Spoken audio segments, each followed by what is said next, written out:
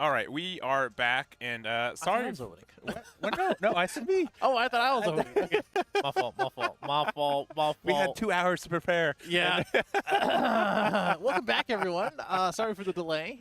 We are finally getting to round Yes. two. Yeah. And we're just gonna go straight into it. Yeah. It is something familiar that we've seen already. A little bit. How about you tell us what is going on? So we had the request for a Reiju, so we honored that, and it wasn't Red Purple Law, which was the only caveat. It was against another Enel, but I think this is a pretty unique matchup still. So sorry for the double Enel. I don't think we're going to see Enel for most of the rest of the day either, but Yeah. that is what we have. So it's going to be Enel versus Reiju, and we'll see what this looks like.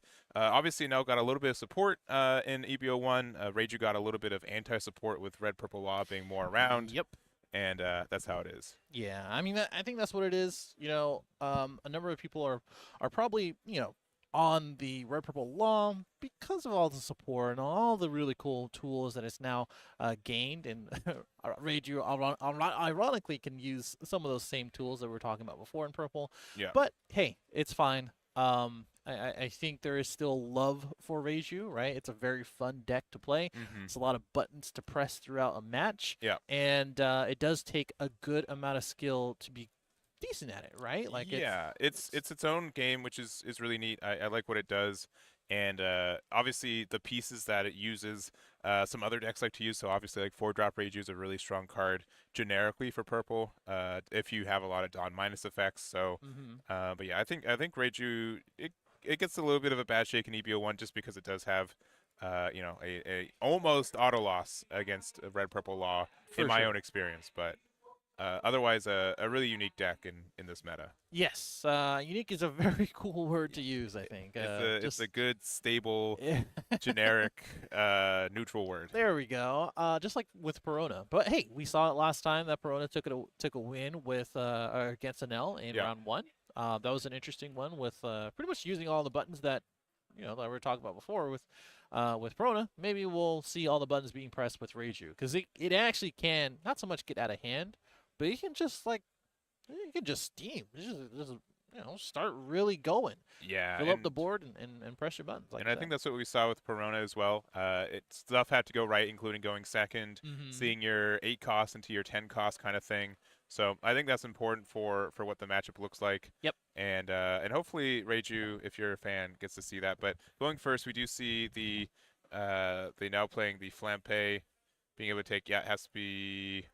Does that play say top or bottom life? I guess it says. I think it says top. I think it says top, but I'll pull it up right yeah. now. I think it says it might be both. Most most stuff say top. I always see people take the top though. I will say the exact text right now. It is on play. You may add 1 card from the top or bottom. Oh, bottom. Okay, all or right. bottom of your life and add it to your hand, and then draw 1. It's pretty cool. It's basically a draw 2 and I mean any deck really that plays it, but yeah, cool little option for Enel to have as a start. Yeah. And it looks like we're playing with the Kaya turn 1, which doesn't necessarily spark that we have the best cards. Obviously, stage is really great for Reiju. I think both players did do a mulligan as well, which means I think our Reiju hand could be a little bit not hot right now too. Sure. And we get rid of 2 of our Nijis, the 3 cost as well as the 5 cost.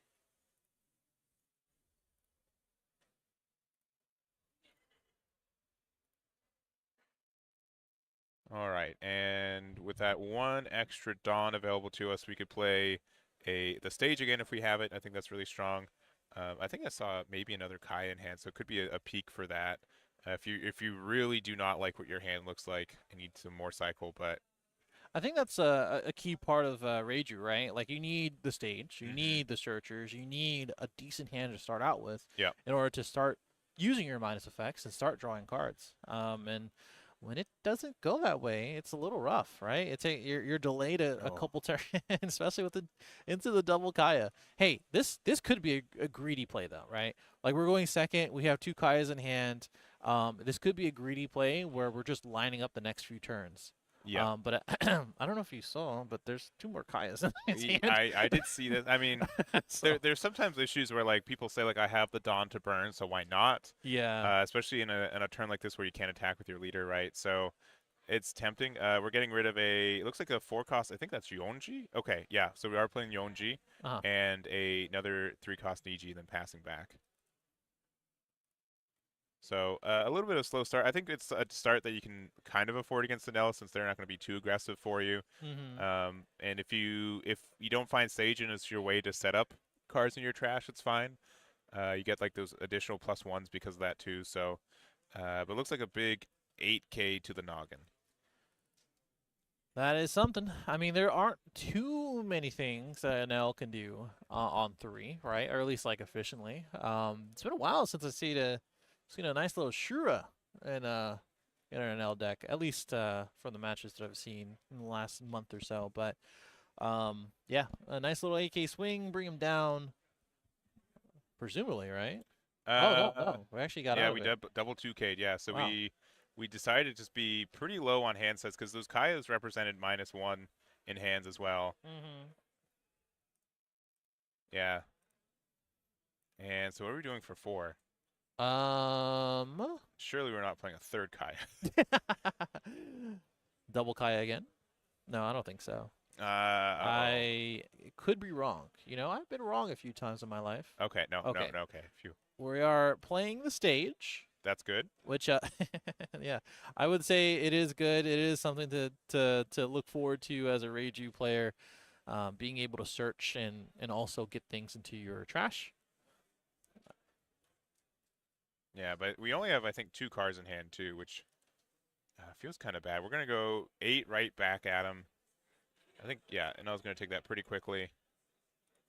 It is a Charlotte Cracker, which is, when we were watching our previous game, yeah, Charlotte Cracker is very present today. Hey, at least he'll get some more cards in his hand.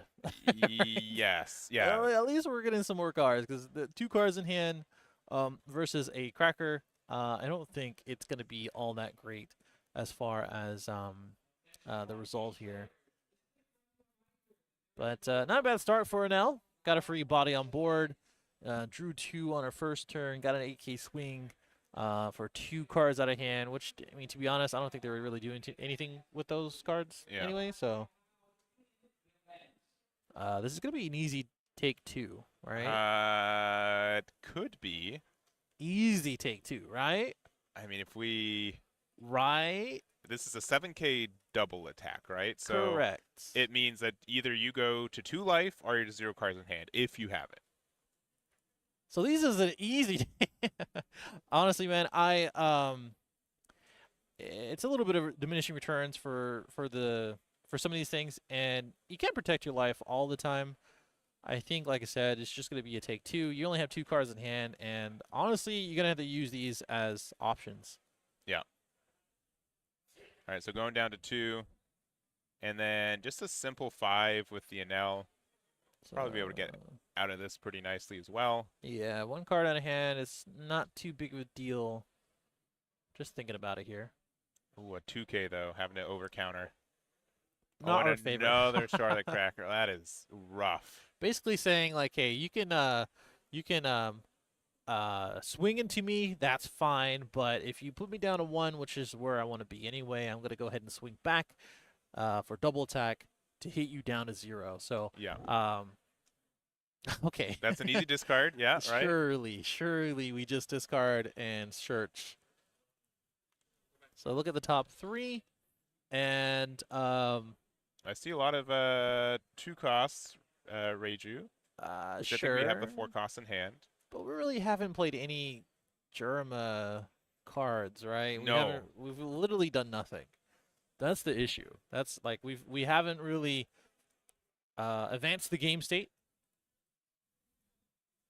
But this will help us a little bit. Again, I think we do have the 4 drop in hand, so we can play this for 2. I think what they're really looking for is what? Either, because I don't think we have either of the HGs in hand or trash. I think they're just in the deck still. So if we find a 3-cost Niji, that would be pretty helpful for us.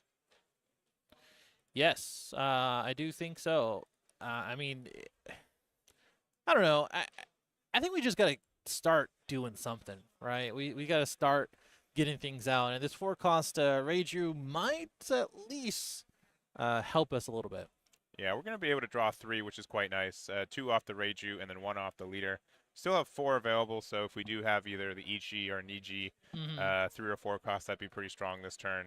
Yeah, that would be nice. Yeah, I don't know. 4-cost CGG is probably my pick.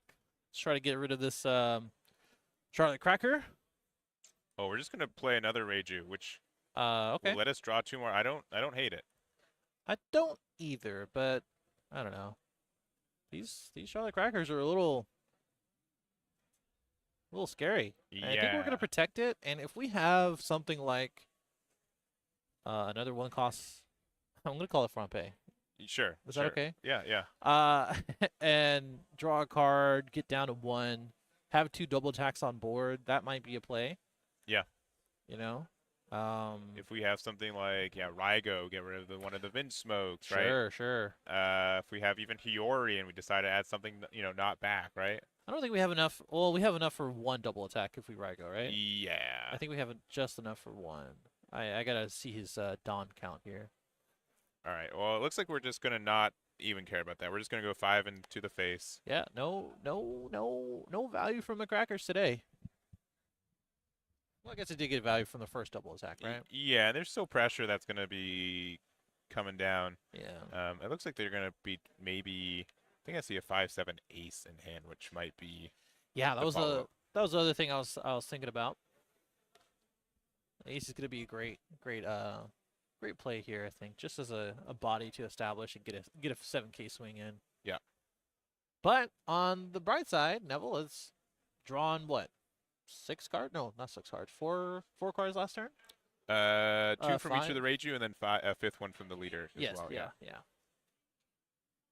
So we reestablished our hand just a little bit. We got options. We have a little defense. It's not like we're dead in the water like we were facing that double attack. So we're looking a little bit better. Saw another Kaya. He's tempted to play it. I already know. I already played 2. All right, this is just going to be 6K. Yeah, no double attack here. Yeah, because they're both at 2. Yeah, and Uh-oh. Charlotte Cracker, yeah, if you have less than specifically. Correct.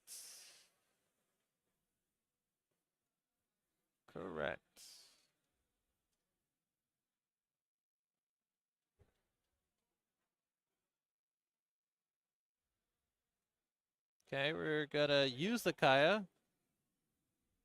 We're no longer tempted. Yep, we're going to go another 6K. I wonder what we're using the rest of our Dawn for. Maybe that Ace? Must be that ace, because I think we had 7 Dawn at the start of this turn. Yeah, so it's going to be definitely that Ace. We're going to hold that Raigo in hand for something else.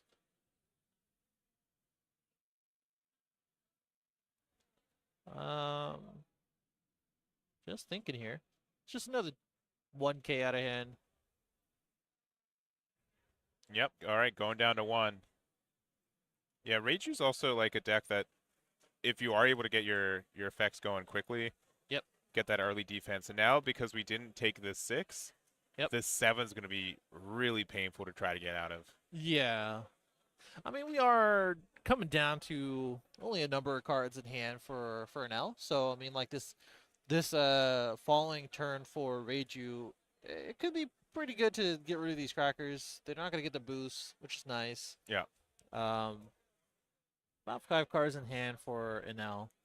Yeah, we did a 2K, 1K, including the 4-drop each G, which means that I don't think we've seen a 7-drop, but we're probably going to see one pretty soon. Oh, I'm sure. Now that that's not in rotation anymore, right? Sure. We'll play from our trash. We can use our stage as well to find one if we don't have one. And we're just going to open it up. Yep, there goes the judge. Probably not going to have the time to play this game. Yeah, I mean, there is a time, I'm sure. This board is a little too scary. I don't know. Do see an ECG in hand from the search, but I don't think it's the one that he needs. Mm-hmm. I couldn't tell. I couldn't check. Yeah, I mean, if we kept the 3-drop, yes. Yeah. But, or sorry, the 4-drop, but we did not. So unless there was another one in hand that I didn't see. I don't know. I don't think so.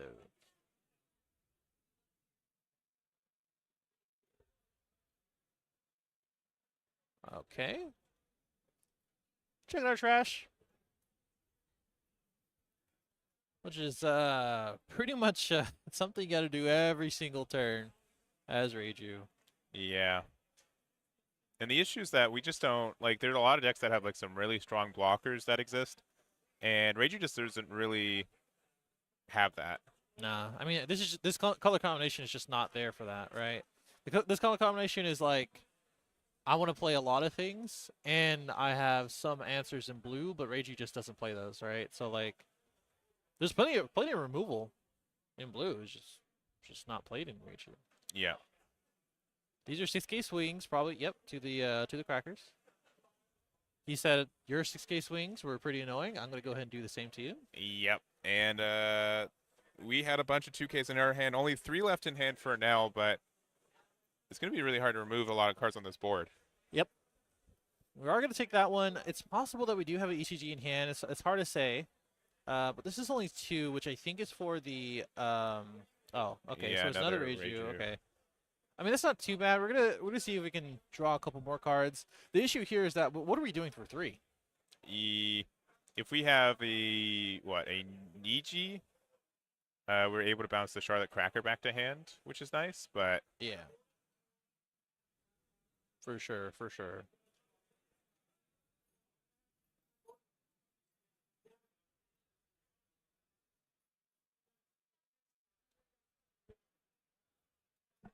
All right, we're just trying to figure out what was going on here.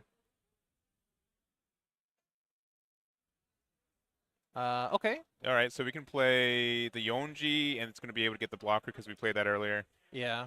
And you talked about blockers. Yeah, but like there's a blocker. There's one, right? But it's not. It's a blocker. It's a 4-drop 6K. That's something. It sure is. I mean, you know, we're at 1. We don't really have to worry about Charlotte Cracker anymore. Yeah. If we're gonna block something, it might be the ace.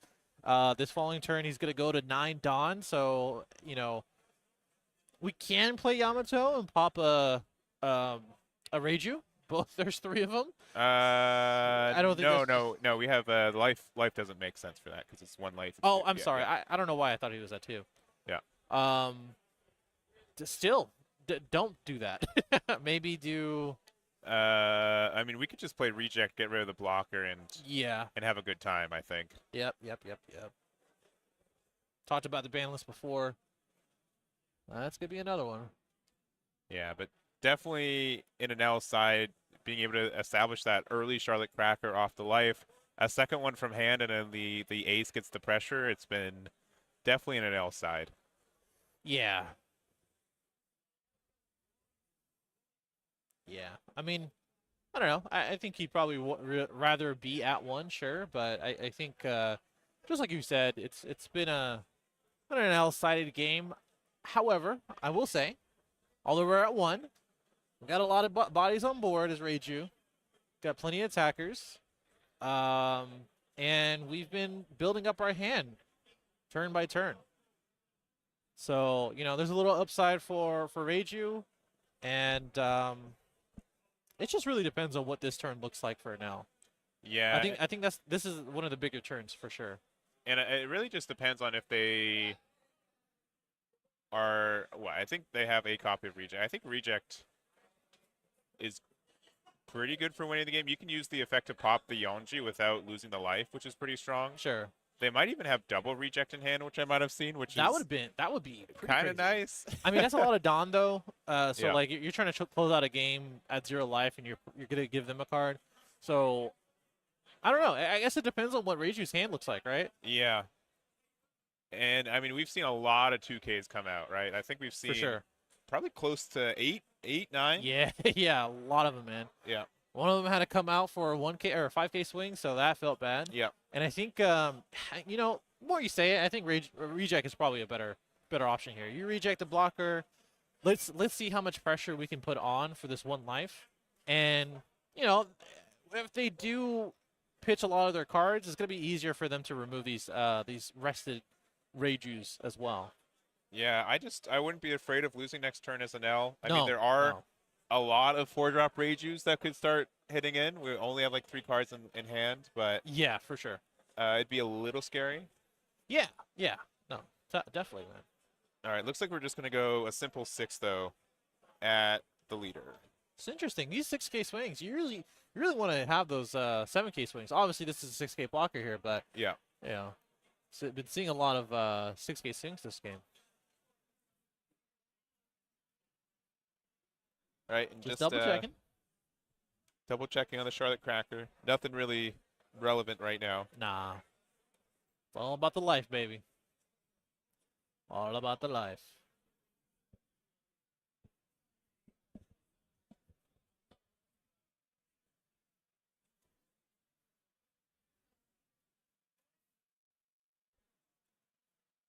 All right, so we have, I think our Reiju player has, what, 4 cards in hand? I think I saw another 2K in it. And I think we added a 4-drop each G as well, so we know that there's a 1K pretty quickly. Might be pretty good.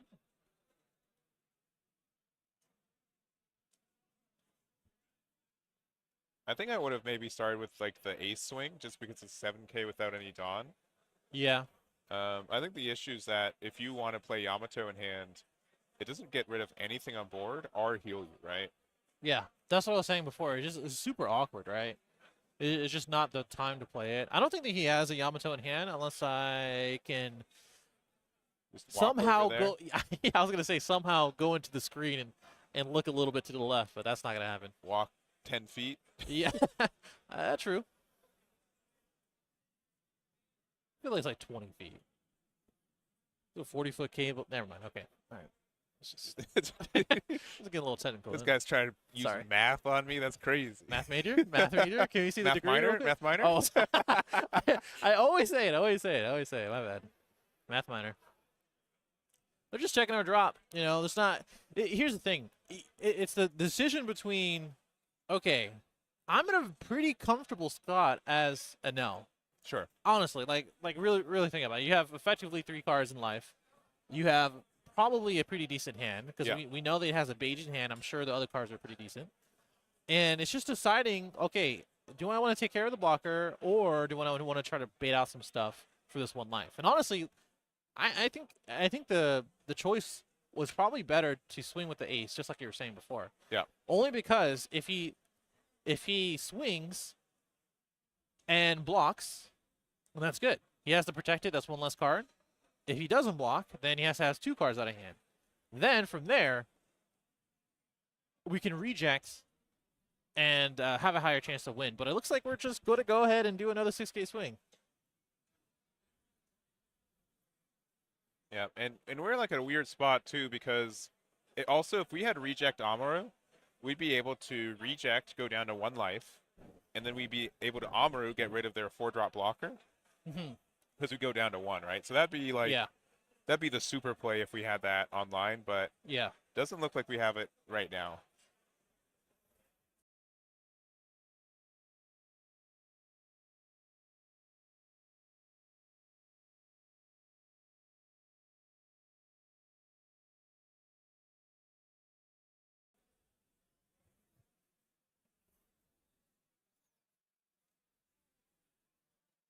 All right, taking the 1. Okay.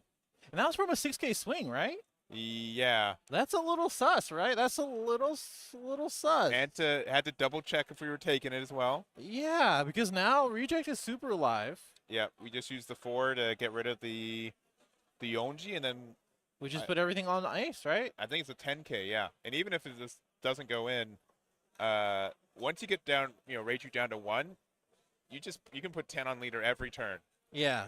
And go for that. And I mean, okay, let's back it up for a second, though. Sure. We don't know if he actually does have reject. Yeah. So that's the thing. If he does have reject, then yeah, this is a quick windmill slam. But if he doesn't have reject, then I think you still try to go for like a 9K swing or something. Yeah. And then use the rest of the Dawn for something efficient. which honestly, I think you just put all the down underneath anyway. Oh, Yeah. never mind. Never All mind. Eagle Eye Eggman. Never mind. Yeah, you got There it, it dude. is. You got it, dude. And Big 10. Is it And enough? a 10. Is it a 10 right there? Yeah, that's it. Yeah. Ah, okay. Not quite. Yeah, we had a lot of 1Ks there. We used a lot of 2Ks. We a dead did. card with the Searcher, and that was it, man. That was it. Enel takes it with the reject, a banned card. Yeah. Not yet. Excuse Not me, quite. sorry, almost a banned card. Soon to be banned. Yes. There's a lot of reasons to believe that is a bannable card. Yes, I agree. I agree. The ban list is the reason. Yeah, that is If why. you Yeah, I haven't- keep up to so. date. Yeah. Daniel, congratulations to Daniel getting round 2 with Enel, going 0-2, and good old Reiju is unfortunately X1. Yeah. So let's go back to us. Sure. Real quick. All right. So, yeah, we do have, that was round number 2. We are going to go into round number 3. We will probably have a little bit more flexibility for leaders as well. So if there's anything you guys want, we'll do our best to try to find it. How you doing, Brian? I'm all right. It's already been a long day. Yes. So, yeah.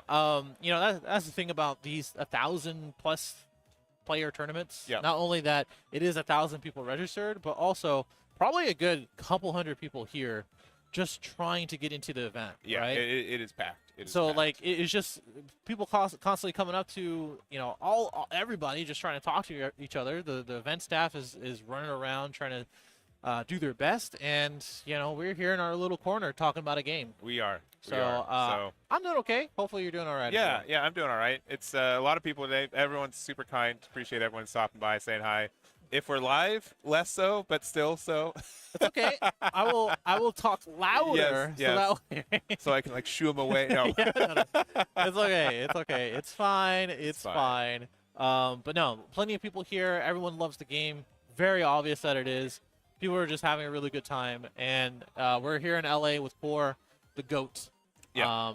Yeah, not too much. Only about 5 to 10 minutes until the next round, hopefully. Hopefully, I'm gonna say 20 minutes. 20 minutes is my okay. number. 20 minutes. 20 minutes. My thing is probably 15 minutes. 15 minutes. Okay, 15 minutes. I'll put a 15-minute one on here, and then like I said, we'll try to be back by then. At the very least, we'll try to say hi. I know the waits have been pretty long, so sorry about that. Yeah, this one, I would expect to be less, which is a low bar. Yes. But I'm gonna still say it. Yeah, yeah. And we'll see what round 3 brings with us. Round in time was just called 2, so 5 minutes left in regulation. Sure. And a little buffer after that. So give us a while, and we'll see you guys in a bit.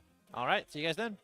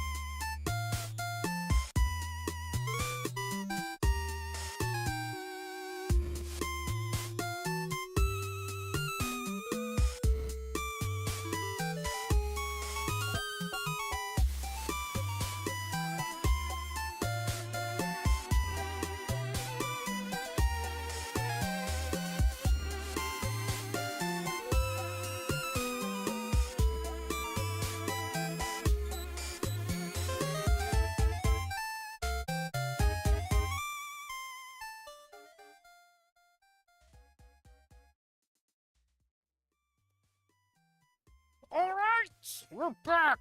We are. Look at our energy right there, baby. We're back here for the CoreTCG LA June Regional, and it's round 3. It is round 3, yes. Of a lot. Yes. And our 9 or 10. Yes. Yeah, likely 10. Very likely 10. So, my soul. We have talk that tomorrow. We have another matchup today. Yeah. It's gonna be a fiery matchup. 2 relatively new leaders when you really think about it. In the last like 6, 7, 8 months, right? 3 months. 2 months. Last one. Yeah, last one. Okay, keep going. One that's really new, one that is something that is known. It's going to be what? Red Purple Law versus Star Deck 13 Luffy. Yes, and it's going to be pretty interesting. Actually, I think it's going to be a pretty quick match, but am I wrong on that? It sometimes can be a little bit. Like, obviously, Red Purple Law runs out of steam eventually. I think both decks are a bit resource right. Star Deck 13 Luffy really depends on their 5-drop Sabo blocker just sticking on the board. And Law is one of the few decks I feel like that can really take care of it pretty quickly. So it just really depends on that, I suppose. Yeah, I can see those things. I can definitely see the reasoning for it. My thing is that, like, Red Purple Law likes to swing quite a lot between the mid to late game, right? There's a lot of stuff that's on the board that's 5K, sometimes even 6. And Luffy likes that, Go ahead and give me those life. Give me those life cards right there. Yeah, and I would say, okay, first, Luffy going second is pretty big for the deck in general. You do want to keep on your even curve since your 10 Dawn play is really impactful. Combination of Gecko Moria and getting out some of your boys in that case. I think the issue for this matchup is there are cards like Bon Clay, like Shariah, again, the removal that you get that can get Red Purple Law some advantage where a lot of other decks would have a hard time. Yeah, I think Shariah is such a huge card in this matchup. He's a bully. Oh, yeah. Like, what do we do against that? Right? What do we do as black yellow Luffy as a 9K leader? That's supposed to be my advantage. Yeah, exactly. You're getting that advantage taken away every single time that a Shariah is on board. So not quite the 3 costs that I was talking about right here, but we're gonna play the Zoro and pass. What do you think about this? I think that's fair. I think it makes sense why you don't want to give them advantage. You also don't want to give them something to be able to attack into. That's not the leader. Sure. So I think that's fine. Again, Luffy's not really known for having really good removal in a meta like this either, so yeah, I think that's fine. And we're gonna play Kuzan though, so what about that removal? it can help, right? I think the card draw is really the big reason we play a card like this, pretty though. much. And it's a 8-cost Gecko target, right? Yeah. It's something that you establish a body, and in a pinch, I'm sure there's some cards here or there that can remove something with the reduction cost. Yeah. But I don't expect that's happening anytime soon. The replacement effect's really good, and now as Law, just have to figure out what we want to do. And I'm probably of the faith of, let's just establish a board for this next few turns. Sure. Let's just put some 5K bodies on board and just sit there and see what our Black Luffy player does. The only issue is that 8-cost Gecko Moria is still a thing. Oh, never mind. All right, this is also a thing. We saw last week in Peoria with Red Purple Law getting second place there that these laws aren't, I think, the most common card, but against something like Newgate, against Luffy, against Yellow in general, it's very easy for them to be at 7 cards in hand, and this double discard is pretty nasty. Ooh, the Moria is great. That's a tough one. Yeah, that is one of the better cards for us to have in hand, especially since we generally don't have ways to find it or recycle it. Yeah, I mean, I don't know how many geckos he would play. He does get a little clunky, but you definitely want those geckos in the deck at a higher frequency, only because that just plays your 2 costs over and over, and that ace. Thank you for putting that into my trash. I don't mind it at all. Yeah, I mean that's like the benefit for it. Of course, I think ace would probably be an okay play this turn since we're down. Yeah, I was gonna say, I was like, yeah, you're at 2, so never mind. A little bit of this, a little bit of that. I think it's fine for sure. As we go through this this matchup too, we're probably gonna see more and more of like, okay, well, Reparable Law does have a good amount of answers for this deck, right? We now have that Reparable Law. We now have Shariah. What else do we have to kind of answer this deck? And it's just gonna be up to Paul to find those answers. I think the only other card that I don't think we mentioned a lot is Bond Clay. Yeah. Right. Very, very good at not only if you play Moria to do your super duper 10 Don combo, it just gives you a 9K that lets you immediately match your leader's plus 4K, so that's pretty strong. Yep. And that's out of EBO 1, right? Yes. So I feel like it's not only just a cool card to have. It keeps your Dawn on tempo. Yeah. And by the way, I checked the price on Bon Clay the other day. I was like, yeah, maybe I should update my law deck. No. No. No. Yeah, it is a secret rare. It's the only secret rare in a smaller set, so that makes sense. But it looks like we did have another ace, so we are just gonna attack 7K into the law. And I do think like in this matchup, I think some people are preconditioned that it's going to be kind of a slower grind, but Luffy can put a lot of pressure. Law's already down to 1, and being able to get like a super play where we're able to be a 9K leader, play an ace off of our life for free, make it a 7K rush. There's a lot of pressure you can put with this deck too. Yeah,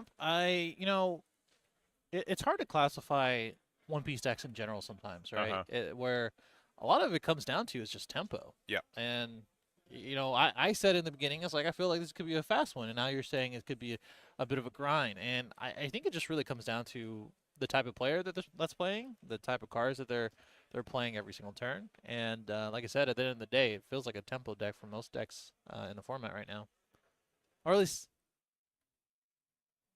I'm trying to think of actually all the ones that aren't. Whitebeard. Yeah. Yeah. Reparable Law. Well, no, actually. Whatever. Yeah. Well, we're gonna see Paul thinking about their play. They have, I believe, 6 Dawn because they were at 5 last turn and used a Dawn -1 for the Law effect. If they have another 4-drop Law, it's pretty tempting to play it, right?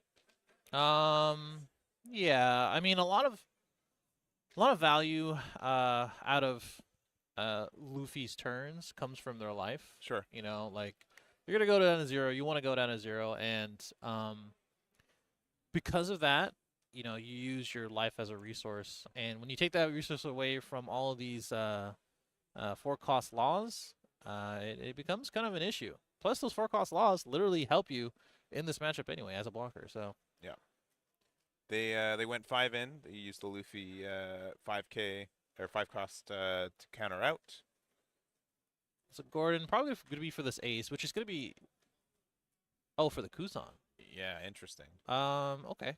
I only say the ace is a little bit better. I mean, I guess they have one in trash already. I was going to say, like, when you bottom deck something, it's a little bit better because they're not going to be able to play it again, but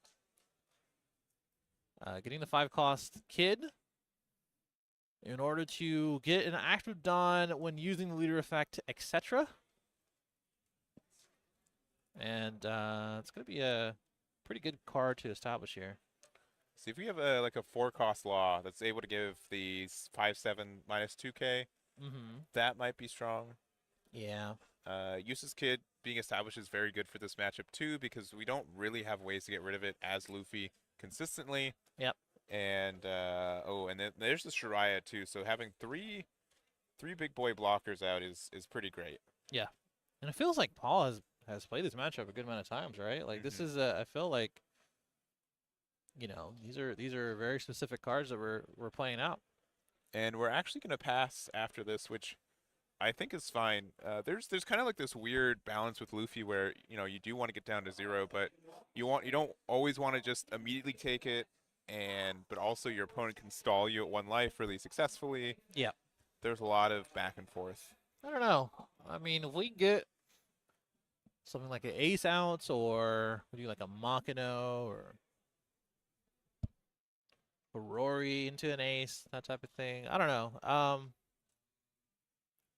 Let's start with the 7K swing. We could block with the Kid and do a 2K.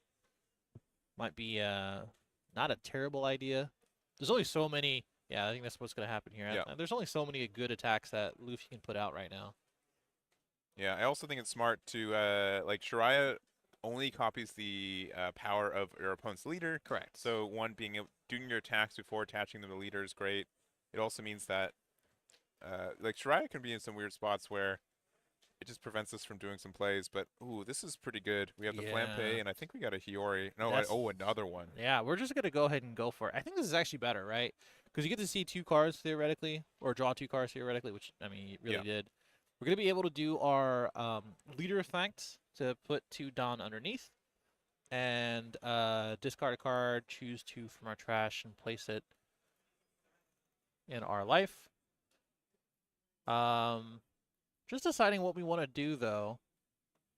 We have, how much Dawn? 4 left, so we can... yeah, I mean, we can play out 2 things and be a 9K leader if we really wanted to. Yeah, I think our issue is that I don't think we've seen a 5-cost Sabo yet, which is... That's tough, right? Very tough. Yeah. Very, very tough. I mean, honestly, we saw the 5-cost ace in hand, so I think that's a good one to pitch. Unless you feel like you're going to be able to survive next turn, which I think you will. Next turn. And be able to play it and hardcast it. But this Shiraya is going to be a little bit of a nuisance, right?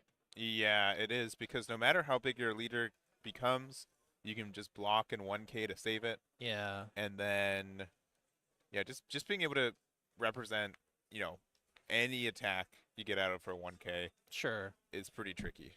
You know, the other tricky part is that, like, we're going to be able to play both of these guys to be a 9K leader. That's cool. Because against Law, like, a lot of Law stuff is pretty low power, simply because we're using Dawn over and over. We're not going to be at 10 Dawn at a high frequency, and you know, it's gonna be good. But the Shiraya just kind of says no to the big offense that Luffy provides, and we're gonna do, this is ace. Yeah. Ace, yes. So we did 2 aces. Gonna play it out. Yeah. Give our leader the boost. Now it's a 7K leader, 9K with a 2 Dawn. Yeah. And we could use another one. We also could just, okay, yeah, no, we're just going to use another one. Yeah, we could just, oh. Yeah, all right. Never mind. All right, I mean, I like this, you know, because now we're pretty much saying, like, give me a lot of cards or give me the Law blocker and the Shiraya blocker. Yeah, and since we, I mean, we're going to what, 6 Dawn next turn for Law, our Law, so it's not like, if we have 6K, or if we have 7K in hand for counter, we get out, right? Yeah. Mm-hmm.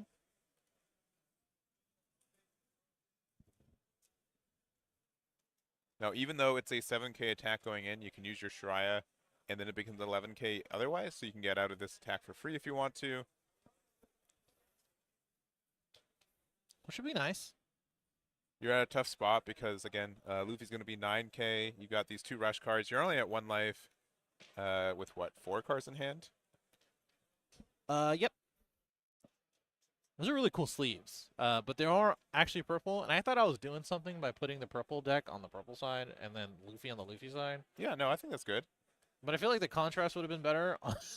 Maybe the opposite. I always try to color mat it as well. Yeah. But red purple law is so flexible, right? Like you can go on either side. True. Another 7K swing. I'm guessing the leader. We're gonna go ahead and take it. And then yep, big, what, 11K? Doesn't matter. I just need a 1K. Yeah, block and 1K. Does not matter.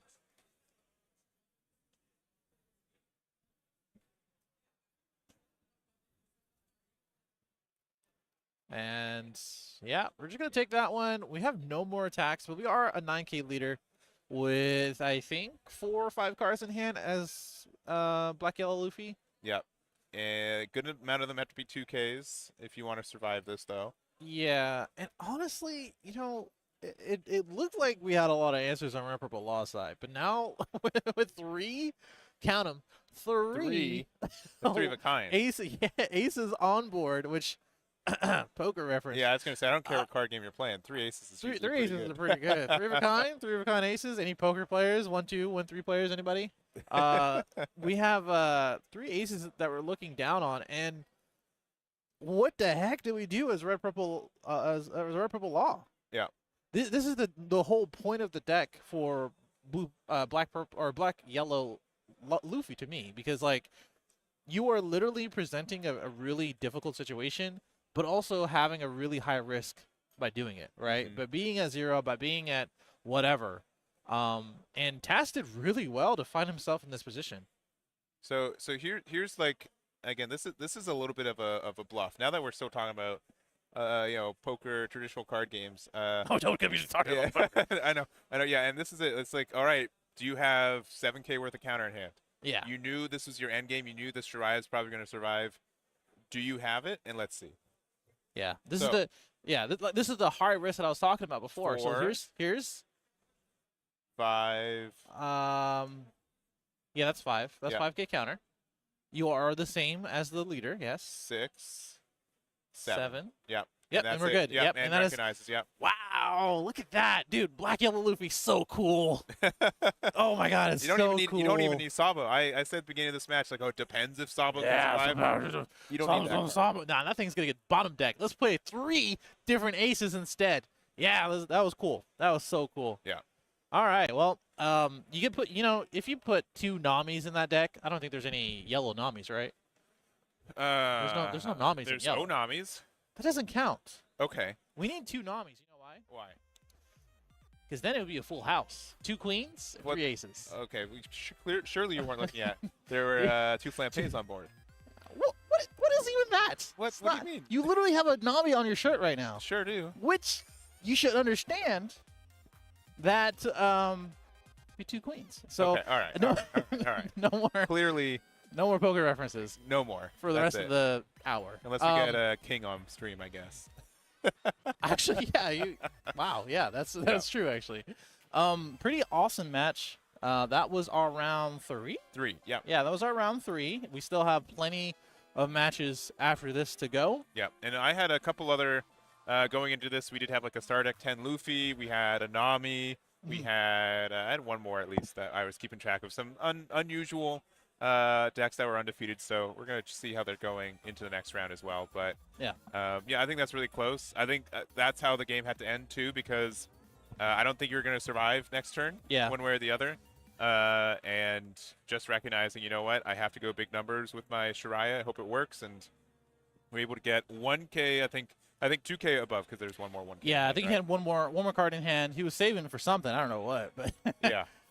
Yeah, it was a very close one, and it's funny you said like it had to end that way. It was like 2 samurais, battling each other. It's like only one of us is going to be walking away from this type of thing. Yeah, so definitely totally different from all our Gecko and as well as Sakazuki matches, where it's a little more intricate. I mean, it wasn't that it wasn't intricate. It was more of just like they're just like blow after blow, right? It's more of not so much a quick one. It's just so different. It's very, very dynamic. So I really did enjoy it, and I'm happy to see more. I think both decks like to take the cards from their life as resources from their hand. So because it's harder to tell, but they're both. It's so tempting to take those cards, right? Because it gives you so much more extension for other plays too. Definitely. What else are you looking forward to before we get to break? Since we have some time. It's going to be interesting to see what tops. Newgate was another one that I had pegged as an undefeated as well. So we'll have to see what they look like. Obviously, I think we're going to have a good amount of Gecko, Sakazuki, and Red Purple Law. Probably around 50 to 75% of our top cut. Yeah. We got 1,000 players going to cut to a top 32 tomorrow. So that's how that's going to be. It's going to be a best of 3 tomorrow, which I'm always really excited for those. We rarely get those, so that's a good opportunity.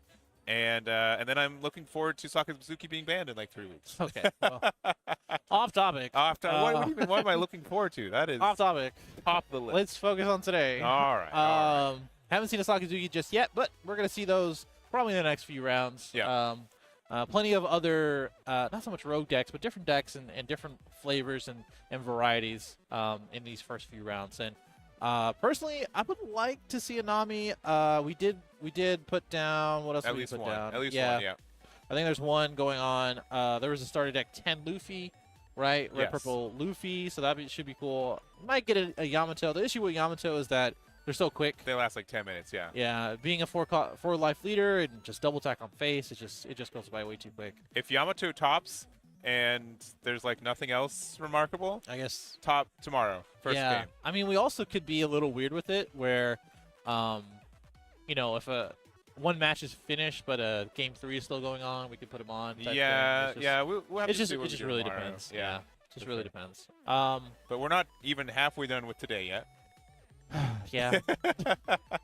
You're correct. We are here. So we are going to take that break. It's going to be what? How much time's left in the round? Got about 10 minutes. So plus probably overtime. I'm going to say 20, 25. Yep. Yep. Yep. We're going to see what's undefeated after that, and we'll go from there. Yep. I'll put on the crowd cam. So if those who are here, you can say hi. I guess there's been a few. They love it. There's been a few. See you guys in a minute. See you in a minute.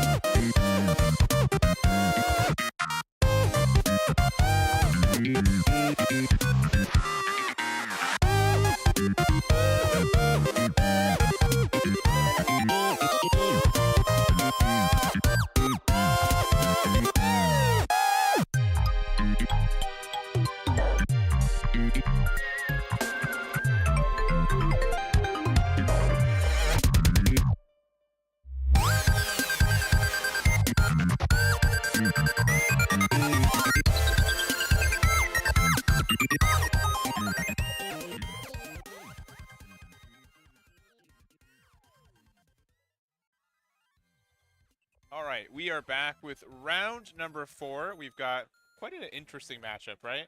Yeah, I think it's one of my favorites Yeah. because it's two leaders trying to do the same thing. Same-ish thing. It is in a different way. It is the leader with the most life at the beginning of the game versus the leader with the least amount of life at the beginning of the game. Same power though. Same power though. If you Same don't know power, it though. by now, you probably should. Those are some pretty good clues, I think. I think so too. I think they're pretty good. But we do have Newgate, which ended up winning our previous regionals here in North America at Moria. Yeah, which is pretty cool. And then we have started at 10 Luffy, red purple Luffy. Bit of a weird one because one of them is taking their own life to get that card advantage. One of them is trying to ramp within its purple cards. Yeah. And they kind of clash together in the late game. Yeah. It feels like, right? Yeah, a little bit. And I think kind of some of it's in like Newgate's favor, but being able to take a second turn with Luffy is very good too. So there's a lot of like back and forth, I think, and it's a matchup I haven't seen in a minute, so I'm happy to see it again today. Yeah. So we have Gavin. Yep. Gavin on Whitebeard with Aiden Thomas on red purple Luffy. So I think our players are pretty much there. So we're gonna go ahead and go right into it. What was I gonna say? I feel like there was one more thing I was gonna say, but I think we're gonna go ahead and do it okay. Yeah, never mind. Never mind. You're good. Can start it out right now. Let me go ahead and put the timer. What do you think about this matchup in general, outside of all the stuff that we just talked about? It's again like a little bit of a weird spot because both players are used to being able to get out of attacks for free. Based off being a 6K, but they're both 6K, so they the offense and defense kind of cancel out on that side. Yeah. Luffy, I think, is a little bit. I think Newgate's a little bit more favored, if I have to say. I think so too. But it's I don't know. It's a very interesting matchup, I suppose. My thing is that red purple Luffy has the same sort of access to all the stuff that red purple law that we were talking about before when it comes down to the Whitebeard matchup. Yeah. And that is 4-drop law, right? So that's gonna be a pretty big deterrent for sizing out and leveling the playing field when it comes down to this matchup. Because like I said, one of them is taking their life and trying to get cards while we get this Nami in response to its own to Luffy's Nami, and hopefully we can find some Luffy's to rip some cards out of hand. Yeah, but I think it's a kind of a balance where, Newgate has card advantage, but Luffy gets the Dawn advantage, not only by being a red-purple leader, so the purple cards can let you get some more Dawn, but also just from the fact that we do get our leader effect, getting that free Dawn after we get to 8 or more, so it can be pretty impactful. Going down to 5 life for Newgate due to its own effect, and going to pass it back to Aiden. Yeah, I personally, I didn't like how I think it's more of just the format itself that there's so much Newgate back between OPO 2 and pretty much OPO 4. Yeah. But now I love the resurgence of it. I love that red is kind of like the underdog. A lot of people forgot about their skills. A lot of people forgot how to play against Newgate. And I do like that it is an underdog in general. Yeah, so looks like we're just playing a bunch of our 1-drops as well. We played a 3-drop Zoro Juro out as well, so that means that Luffy will be able to ramp another Dawn next turn if it does survive, which should be pretty easy for it to do. And looks like we're gonna actually put 4 Dawn on our Ezo.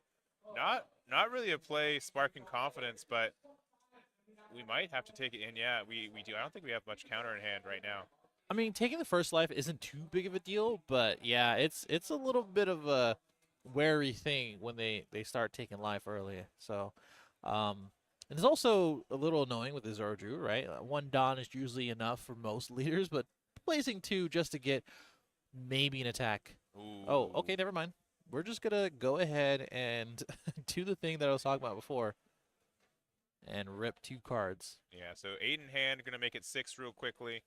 Getting a guard point and ace. Those are pretty good cards. Yeah, ace ain't too bad, especially since we're not gonna be able to play it for another turn or 2. But Nami into there.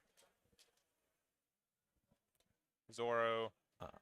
Almost surprised that we didn't just swing into Nami with the Zoro. I mean, only because like we do have access to Makino, right? Yeah. So, you know, that's always a thing. But we'll see it another time, I'm sure. This is a awkward 7K swing, right? Yeah, and we don't have like a 2K. Like we are out of Dawn too, so we have to either use a 2K or take the damage because I think we have a Rad Beam or Guard Point in hand, and would have made it a little bit easier. But yeah, I think one of the things here is also the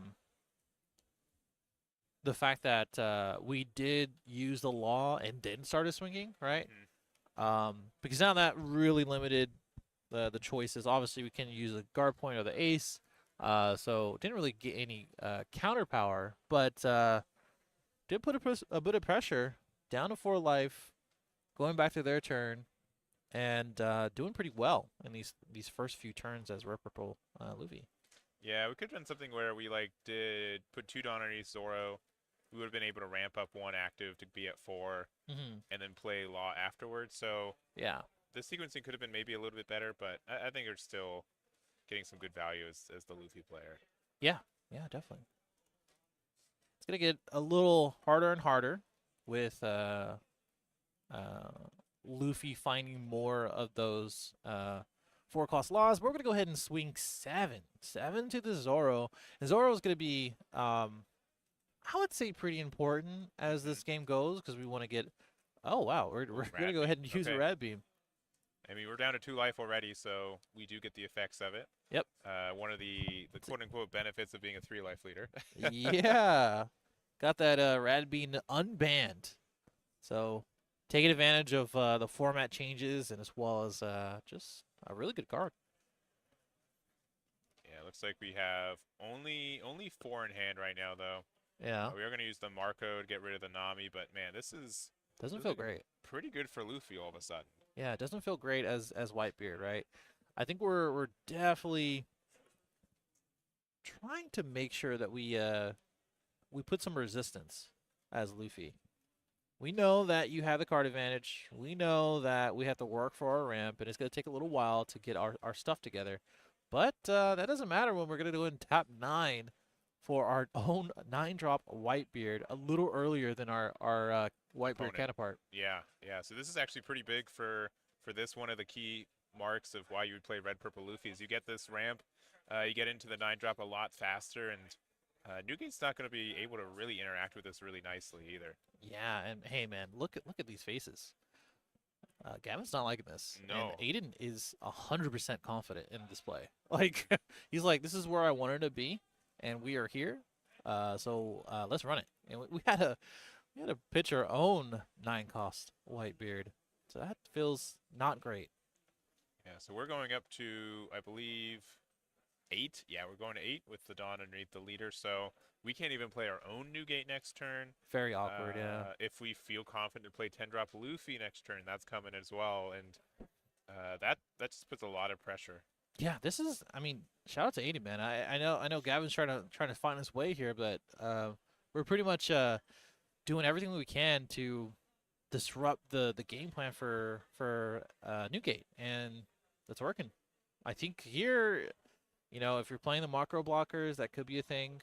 I mean, they're gonna have to work to get rid of that. I mean, it's gonna take a lot to. I mean, I guess 2 Dawn, right? That's the benefit of being Newgate here and having a Marco. So 2 Dawn, AK swings both. Get a couple cards out of hand and then play a Marco. I think that might be the play here. Yeah, and you don't really mind doing the block with the Law into one of these larger swings, just because you know if you are playing 10-drop, it's going to go away next turn anyways, so... Yeah. I think there was a slight hesitation here, because I think we're trying to do 4 here, 6 on the Zoro if he didn't take it. Okay, we're just going to leave 2 up for guard point Radical. Yeah, that must be what it is. We did block that one. Our hand is pretty small. Only 3 cards. Bit of a trade-off for playing our Newgate super early. And I think in general, you know, this is still pretty fine. I think we're just going to go ahead and swing face here, play another Newgate, and swing face again. I mean, yeah, another Newgate if we have it. Does not feel too terrible. When does Newgate fall off? Is it until the end of your turn or until the start? End of your opponent's next turn? Or end start of your opponent's next turn, as I understand and remember. I'll put it up right now for you.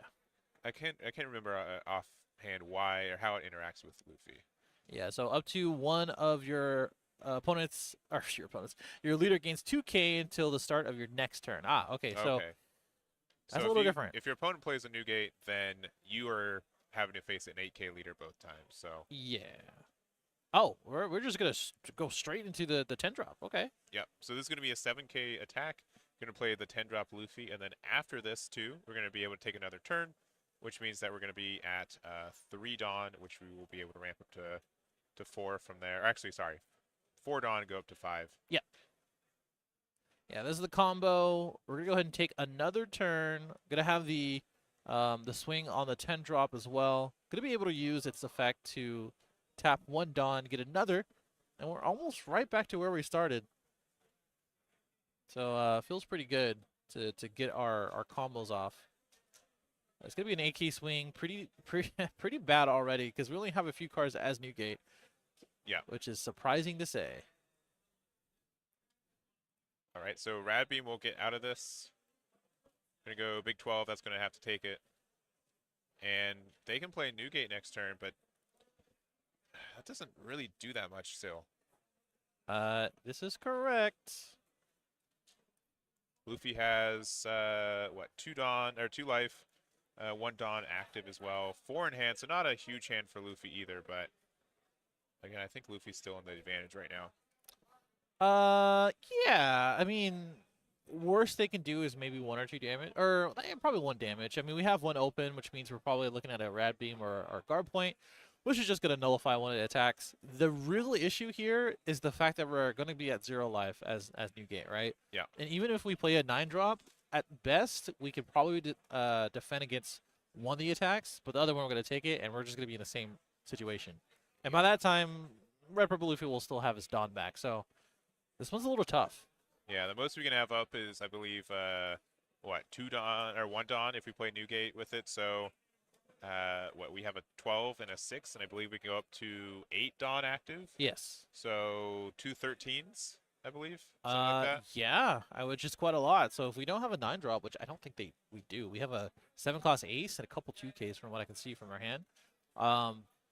It's gonna be tough. I don't think we go for the 10-drop either. I think you just go face and try to defend yourself for the next turn.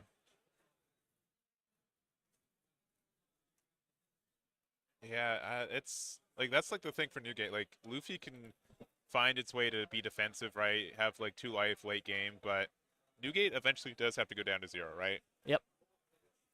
You know, I mean, to be honest, like outside of the law, and yeah, that's really it. Yeah. I mean, honestly, we've just seen pretty much all the stuff that Red Purple Luffy wants to do. You know, ramp really quickly, get the Zoro out, get the 9-drop out, get the 10-drop out, and we're just in the position where most decks will be struggling. I think like a lot of decks, at least when they are behind, are going to be in the same situation.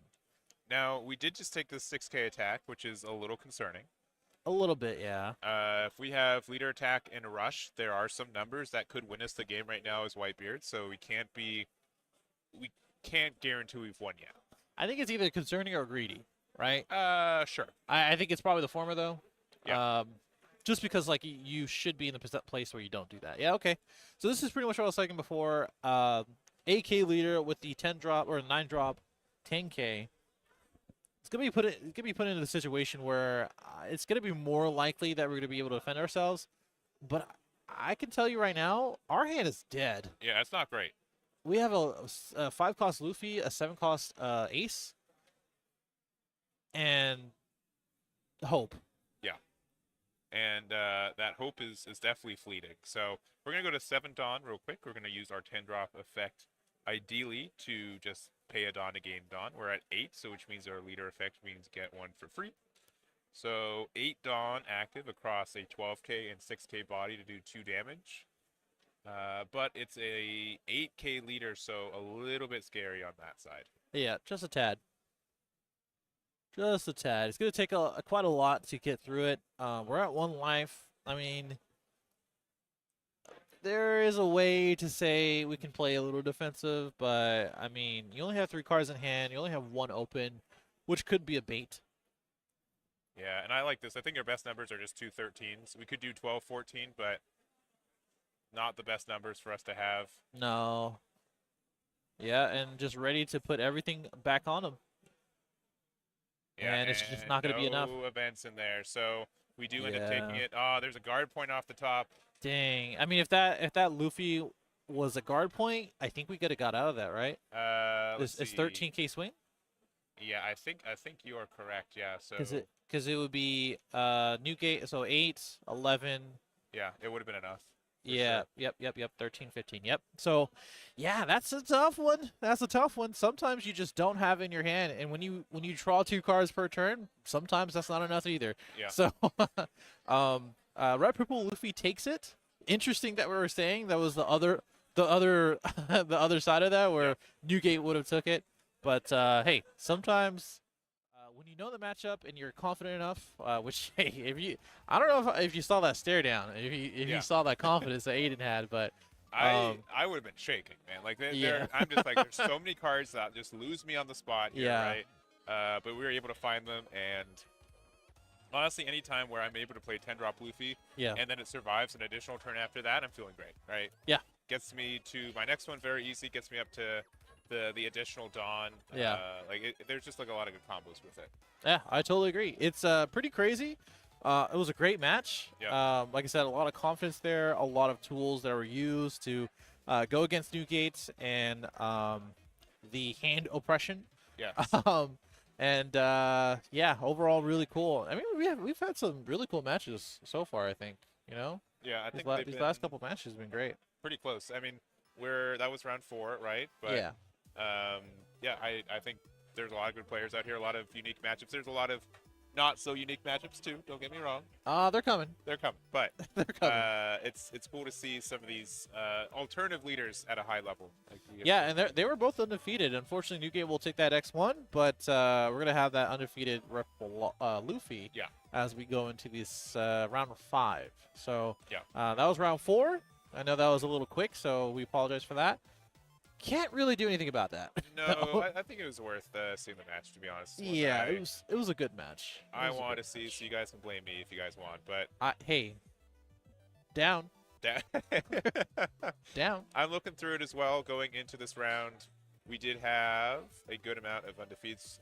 I did just see Tass, who we were on stream last time. Yeah, they were able to get their round, so they're 4-0 right now. Okay. Who else? I think we have about 64 at the end of this round, undefeated. Nice. Okay. Do you want to maybe talk about the undefeated from ones who are reported so far? Maybe we can burn some time there. Yeah. Obviously, we do see. I'm just going to look at some maybe unique names that are easier to find on our spreadsheet real quick. But we do have a Sakazuki. Sure. We do have.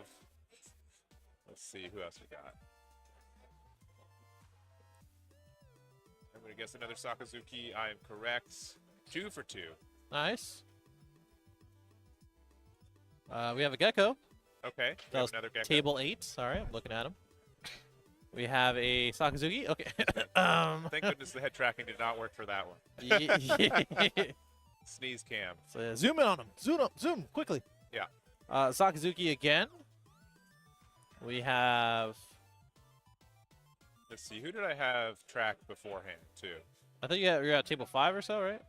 Oh, in the list. That's Yeah. different. I am not sure. We have Star Deck 10. Oh, that was. Oh, I had 2 Star Deck 11 Utas I was following as well. Okay. One is still playing. Okay. And the other one. We have a Star Deck 10 Law. Who could have saw that coming? Both are still playing right now. Gotcha. We do have an undefeated Uta, and guess what? What? Guess what else is undefeated? Sakazuki. No. One that we just haven't been talking about all day today. And I mentioned it once today. Oh boy, you say a lot.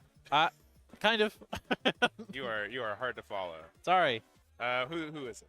Katakuri. Oh, okay. That was literally what I'm looking at right now. Really? Okay. So I had 2 at least going undefeated into this round. 1 did not make it for sure. But I'm guessing it's this other one that, yeah, we both saw. Yeah. Yep, it was the same one. So that's pretty cool that we have 1 whole Katakuri. At least 1. Whoa. Maybe we'll take a look at it. I don't know. It's a little bit of a weird one. Oh, that's the one. Yeah. Okay. I got it. Cool. Yeah. So I mean, there's plenty of decks that are still undefeated. Got that 1 Katakuri. Still have that 1 Star Deck Luffy so far. Both iterations. I don't think we have another Yamato either. No, there's 1. Yeah. Oh, let me add it to it then. Oh yeah, add the Yamato. Yeah. Okay. There's 1 Yamato, which is up here. Let me see. I think table 22. Let me double check. Nope. Was it this one? Was it this one? No, that's a Gecko. I'm sure you guys want to see Gecko, right? I'm sure they won't have a choice sooner or later. Well, that's tomorrow. That's tomorrow. We'll see. Another Gecko. I just saw it. I literally just... Oh, here it is. Okay. I will add it to the list. Yamato. There you go. Any Star Deck 11 Utas, the 2 that I had tracked are still playing their games. Yeah, and it's up to table, let's see. Table 58? No, it's 59 that are undefeated. Might be a couple more tables after that. Oh, table 50. 6. Oh, 62, yeah. So 62. we have 31 undefeateds, yeah. Yeah. So still quite a lot of people undefeated, which is only expected with this many people. Oh yeah. In this little rounds. I personally didn't see any Utas. You said you saw one? I saw a couple. Yeah. I have their names tracked. Okay. They're just their games are still going on. Got it. But let's see if I'm impatient and things change 2 minutes later. Imagine that. Got another Newgate that may win. They're going against the Sakazuki, so. That's generally its best matchup. Yeah. That's what I'm saying. I think that is a may win. I don't want to jinx them. Oh man, Brian, it's gonna be all your fault. That's fine. They don't know who I am. it's I guess that might be the case. Yeah, they're still playing. So yeah. Whenever you guys lose by 1K in a match, it's because someone else was talking about you. Yeah, like, oh, this matchup's undefeated. Yeah, that guy's gonna win. Yeah, no way they lose. Oh, they had it. I don't know what to say. Ew. Yeah, a lot of Gecko Morias that we've been dodging for sure, but I think this next one, maybe Yamato. I know that's gonna be a quick one. Yeah. Or Katakuri, or Uta, Uta. I think those are my 3 picks. I think Uta's the one I would aim for more, but we'll see. We'll see what we get for that one, but for sure. We've got what? 8 minutes plus overtime. Yeah, so probably 5 minutes left in the round, I think. But yeah, probably about 5 minutes. Yeah, we'll take our break. Sure. And we'll be back with round number 5. We'll see what we got, and that's it. I've got nothing. Me neither. Cool. We'll see you guys next round. Yeah, see you 10:15.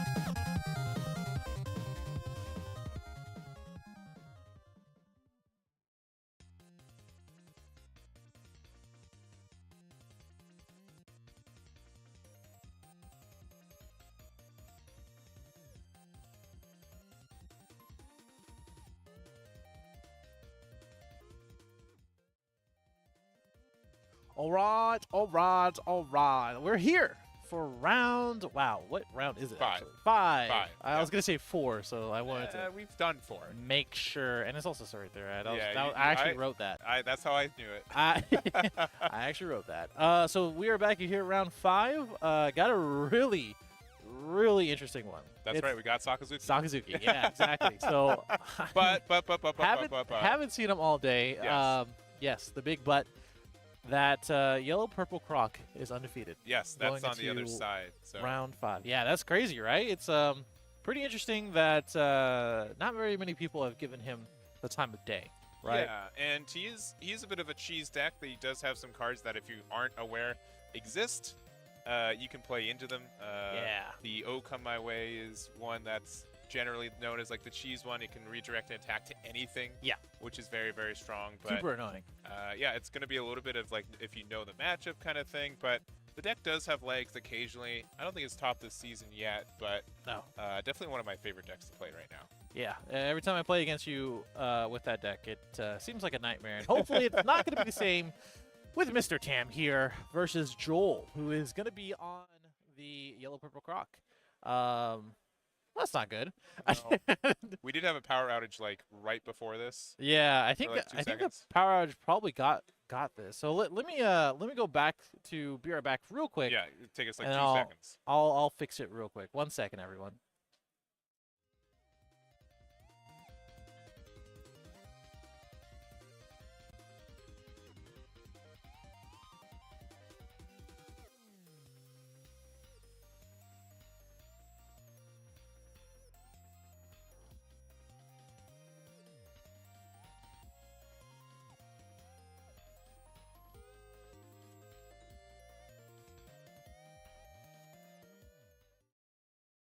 Okay, that was literally just a second. So we are here back into the game. And I think that power outage was a little too much for all the equipment here. So we're going to go ahead and have these players start.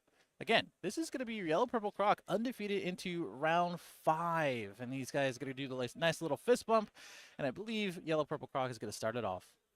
And I don't know if you guys see it right now. There are lights flickering.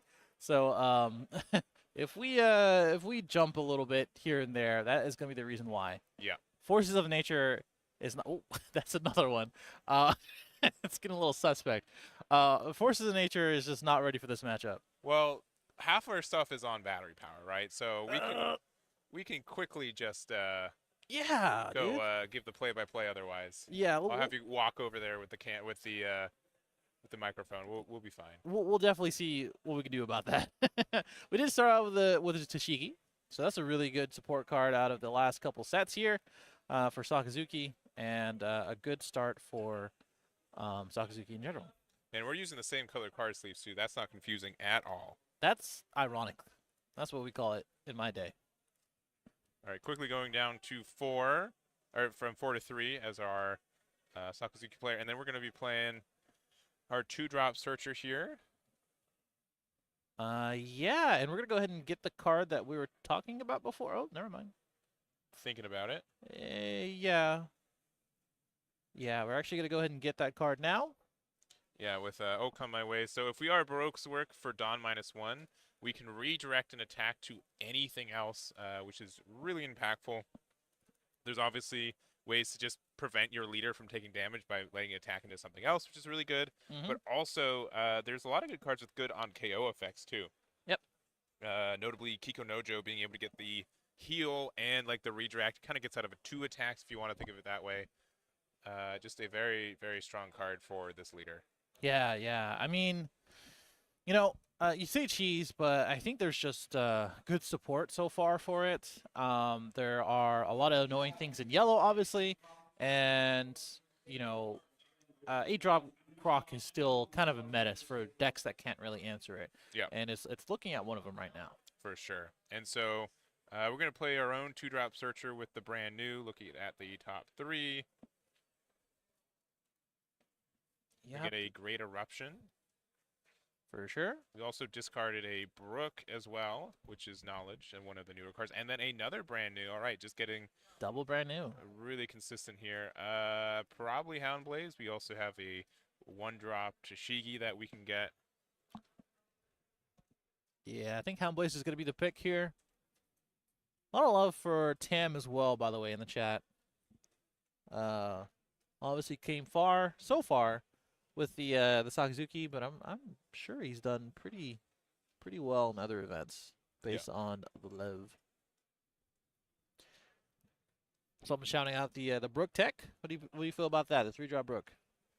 It's really interesting. It works well with Sakazuki, where you can get some actual KOs on stuff too, right? Mm-hmm. Yeah, I think it's a cool tool card, or cool tool in general. Yeah, it can be played off of your 4-drop Rebecca's as well. Mm-hmm. If it stays on board, it's nice, but looks like we're just going through. We're going to play the Missile Sunday here, which is going to let us get 1 more Dawn, and then if we're at 6 or more, which we are, we get an additional card draw as well. So, yep. Asking for cards in hand, it looks like we have about 7 or 8 for Crocodile, so a good amount in there. Yeah, pretty cool. Missile Sunday, I would say pretty much a staple in Yellow Purple Croc. It's that on curve ramp and a really good card in general off of life with that trigger. And we're gonna go ahead and Great Eruption, the Missile Sunday that we played now, or previous turn, sorry, and go ahead and pitch Hina. Pretty much all the things you want to do as Sakazuki, sculpting the first couple turns. 2 brand news, getting some stuff into the trash. Great Eruption to cycle through and reduce this Missile Sunday that we can now Houndblaze. And Hina for our Rebecca for the future.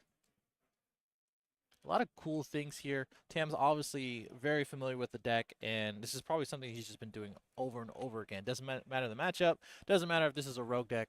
My man is just going in. Yeah, so we do have a 3 reduction on there, and then I do have a Houndblaze that we knew was in there, so being able to bomb deck the Missile Sunday, pretty nice. We're going to get a 6k attack off the brand new. Yeah, this one is going to get a little dicey. Going to ask for some 2Ks on these swings.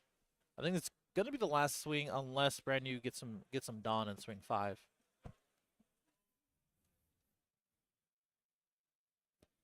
And I'm just figuring out what we want to do. I mean, it's really tempting. There's a lot of triggers like this one that's going to look at the top 5 again.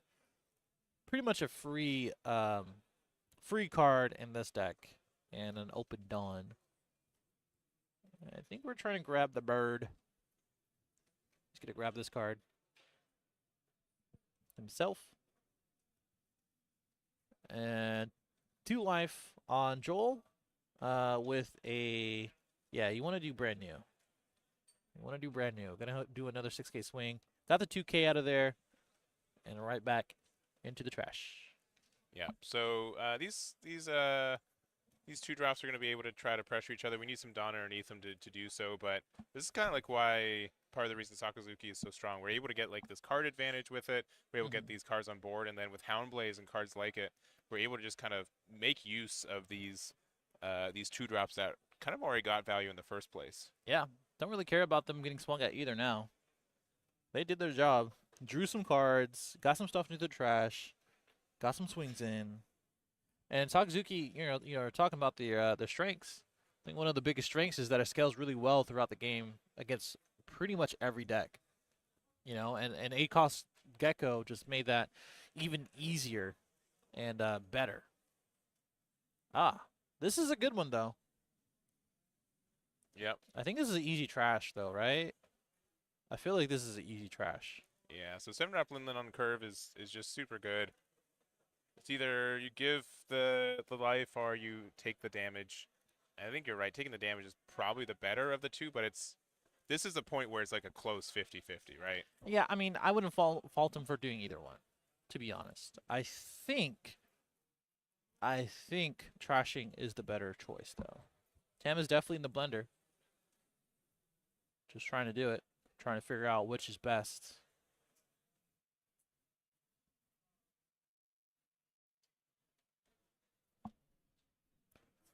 I think I think the reason why we're trying to figure this one out is basically saying, okay, well, the bigger threats, as in the Linlins, as in the Yamatos, as in the 8-drop Crocs, are all going to be swinging at me if I can't remove it. Right now, I think Linlin is going to be removable, which means I'm just going to go ahead and give you a life, and those swings are going to come later. So I think that's probably the thought process. Probably the other process is that, you know what, next turn you're going to be at 9 Dawn. You're going to be able to play Yamato. So if you're at 2 life and I need to be doing some attacks anyways, yeah, it's going to be tricky for me not to give you the chance to heal as well. So yeah, I think that's maybe part of it is also. yeah. No, I can see that too. There's just a lot of decisions and a lot of stuff that can happen. I think 8-drop Croc can also come down. Just bring him down, bring him up to 4. But we'll see. All right. So since we did the reduction here on the 2-drop, I'm going to think like Ice Age, like Rob Lucci's in a good spot. Oh, or just Moria. Yeah, you can still do it. I think, yeah, Rebecca. Oh, this is Rebecca brand new? Yeah, like? because we don't have the extra 2 Dawn for like a Houndblade or something. Yeah. Not the greatest picks, but we do get the 2K. And another 2K. Oh, the Brook. Okay. Oh, that's interesting. Okay, yeah. So this is the Brook tech that we were talking about before. This came out of Rebio 1? EBO 1, yep. So being able to just be another body on board, being able to be found and played off Rebecca is actually pretty good. Because alternatively, it's just Tina. And it kind of works at like a little like mini version of like the stage. There's a lot of flexibility with it. And again, being able to get some removal with it and cost reduction in 1 is nice. Yeah, I think where it just loses a little value is that, like, in the mirror and as well as against Gecko, it can get easily removed. So a little annoying on that, but like in this particular matchup, we have a blocker which they can remove. That's fine. Yeah. But yeah, we're just gonna end up swinging 6 here first. Yeah, I will say I think the roughest part about this matchup is that Gecko Moria just has so much power. It being a 9K, being able to trade with our 9K bodies or less, makes it very tricky for us to be able to defend. But yeah, at the same time, we have so much Dawn available to us and so many cards in hand that I think Joel's in an okay spot. Yeah, it's going to take a while for us to really say that, like, hey, this is looking pretty bad. But I think with this ACOS Croc, along with the other threats that we're going to be taking a look at, because there's a lot, right? There's a lot of late game stuff that Croc can play in both purple and yellow. It might get out of hand. Might get out of hand and a little tougher for Sakazuki. Yeah, so we do get the heal there, go back up to 3, and I think it's like nice. So the 8-drop Croc is great for just getting another body on board that Sakazuki can remove moderately easy. I think the bigger issue is there's 2 of them. Yeah, there's 2 of them, but I think Moria gets more bang for their bucks for an 8 cost play, and they don't lose you 2 Dawn, which is quite nice too. Yeah, I don't know, man. I just feel like every turn that we're trying to remove one of these bigger threats, it's just gonna be another turn that the following turn that we're just gonna play another one. So I don't know. It's a little tough. We have a huge hand as Joel. I think that's a huge part of this too. Because we can defend pretty easily. We're at 3 life, which effectively with the 2 life that we've gained through Linlin and as well as ACOS Croc means just card draw. I mean that's literally what we're doing. We're just drawing the cards and seeing if there's any triggers. Yeah. All right, yeah. I don't hate this. I do, but for separate reasons. Yeah, well, yeah. It is a very good card for a very good reason. Yeah. And being able to play out another Rebecca, being able to play out another what looks like a Helmeppo. Okay, so we're gonna try to remove something. It looks like, yeah. Yep, gonna give -3 cost to the Croc. Yep, so currently cost 5. We're gonna use the Hina effect, which would be able to get a Or the Rebecca to get Rebecca a to Hina. get a Hina and Yeah, Hina replace effect. the whatever you want. Could be Helmeppo, so you can play again easy. So now it costs 2, and if we have a Hound Blaze, which we do, we can attach it onto one of these geckos. Oh, Ah. just Ama. All right. Could be more optimal, but I think Houndblaze is better, right? Hound Blaze is better, but it's still.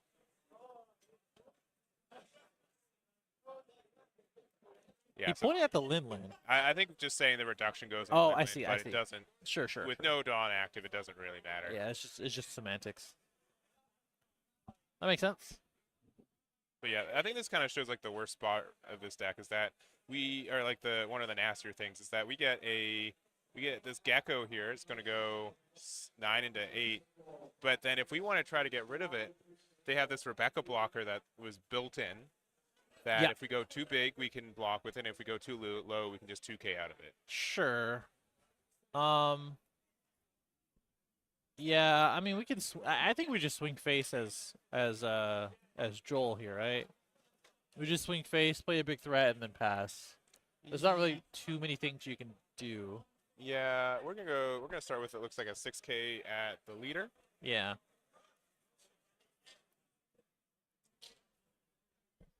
Because like a Yamato gets rid of the Rebecca, sure, but to what end? Sure. Because it's just gonna come back, which it will. And I think we're just gonna play another ACOS. Yep, gotta do Croc, it. which isn't the worst idea. Because now they literally have to do the same thing that they did last, which again isn't the worst because like you're gonna have 3 geckos on board. Like what? Like what? You know, Yeah, that's never a bad thing. Someone has played this quite a bit. I think the worst matchup is when they find all their Morias. If they're able to just continually play them, they're at 9K bodies. Yeah. 9K is really tough for us to defend, but also tough for us to be able to attack over as well. Yeah. Yeah, I can agree with that.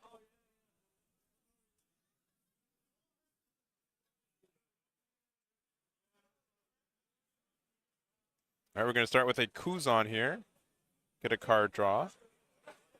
This is also great for, Purple Yellow Croc doesn't have the best removal, so if we aren't able to remove that, just means a lot of removal potential for our other 7, 8s, and 9s that we're going to try to play next turn. Yeah.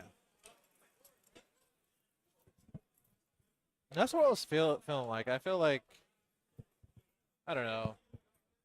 Cam was putting himself in the best position that he can put himself in, I think. With 2 geckos, pretty big hands. Putting down some credible threats. And a lot of reduction. All right. There's a Kikonojo here. Yep. That's actually pretty strong, especially since we are able to get some redirects potentially with O Come My Way. Yep.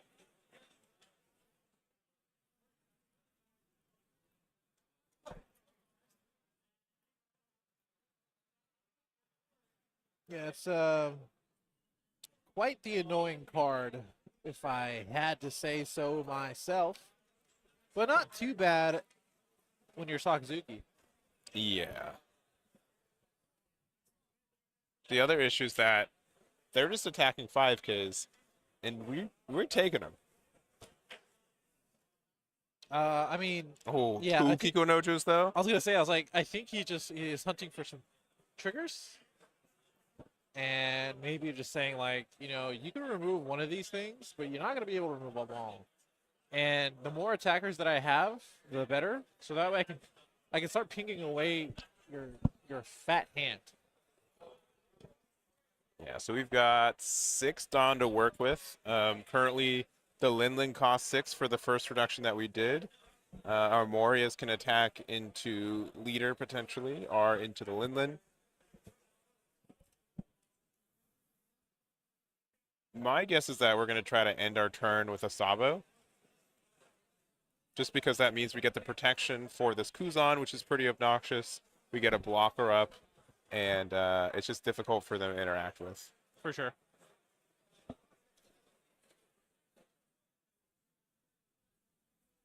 I don't know. Linland, 2 Kikonojos. a Croc. I don't think we use Croc effect yet, right? I don't believe we have, because we'd have 2 Dawn up right now. Mm-hmm.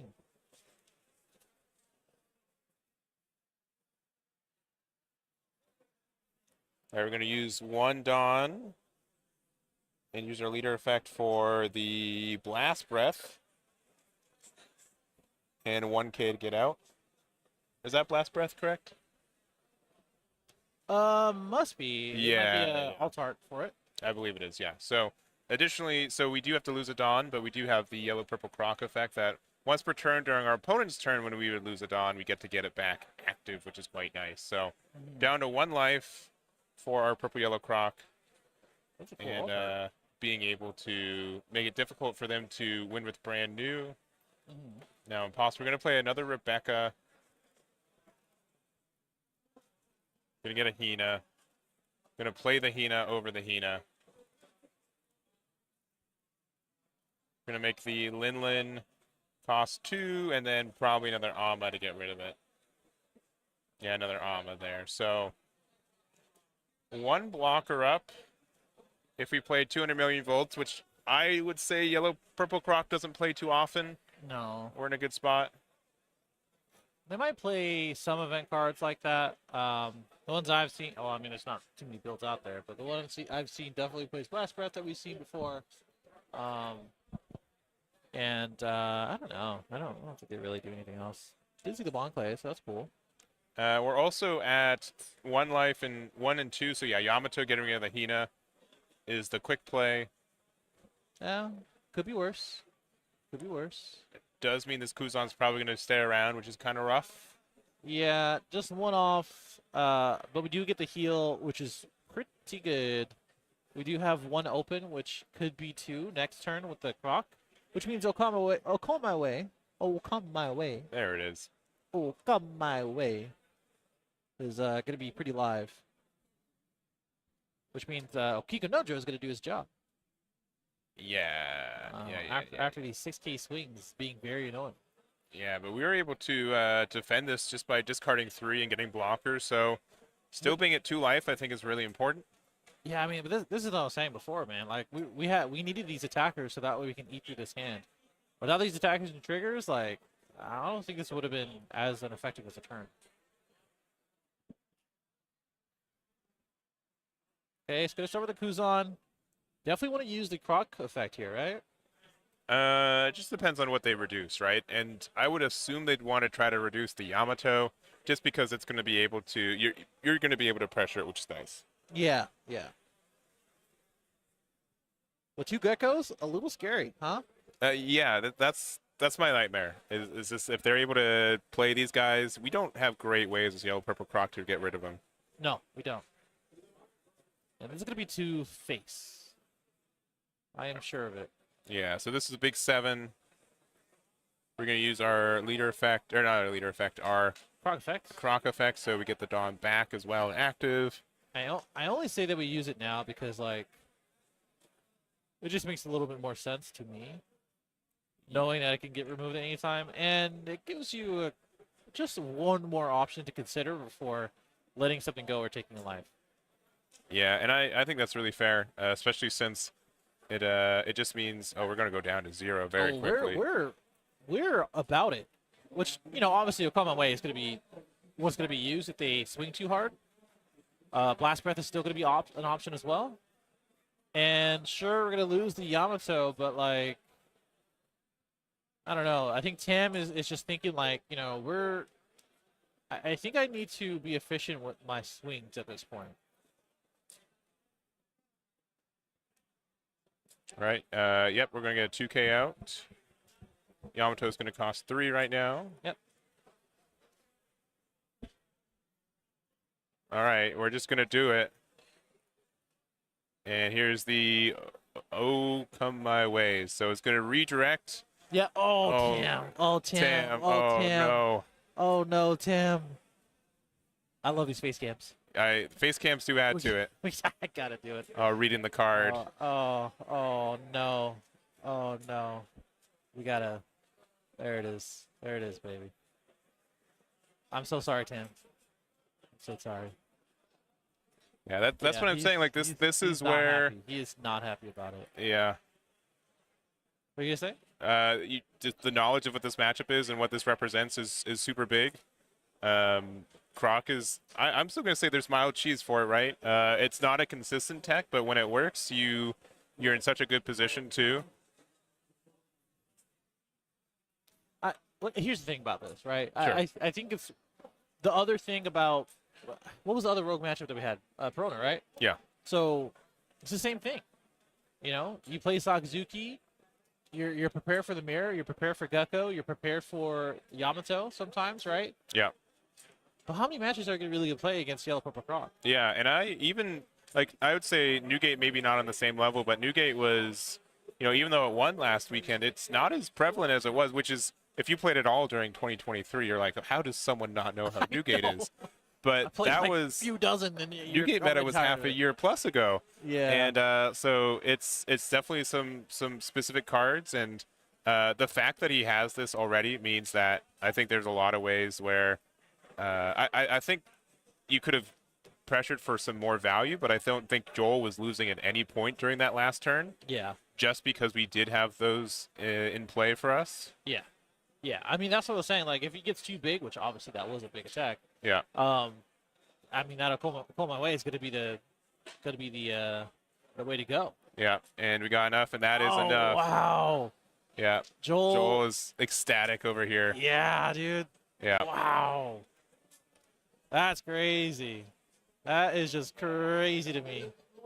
I mean, that's just what happens, though, right? We talked about it. We were like, if you just don't know some of the cards, it's just gonna happen to you.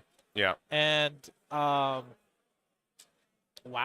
that was something, man. Absolutely ecstatic. Good sportsmanship on both sides. Shout out to Joel. Yeah, shout out to Joel going 5-0. So we got half the day done with there, but still a really good match from Tam. I don't want it to be. He was killing it. Yeah. He knew every line of play. It's just that one mistake cost him the game. Mm-hmm. It's so tempting because you're like, every other matchup in the entire game. Yes. Put 10 on Gecko Moria. 19. How do you get out of 19K? Well, you play Okama Way. You play Okama Way, which is leader lock to 2 liters. 2 liters right now. That's enough. That is enough. Yes, for sure. So, really good match. I'm happy we were able to catch that. Yeah, that was cool. Both players in good positions on the second half of the tournament. So glad to see them still up here, and just congrats to both as well. That was good. Dude, I'm telling you, man, we've had some good matches. Yeah. Sure, this is the same format as, the last month or a couple weeks or so, but I don't know. People are pulling it out. Yeah. People are coming out with Whitebeard, Yellow Purple Croc.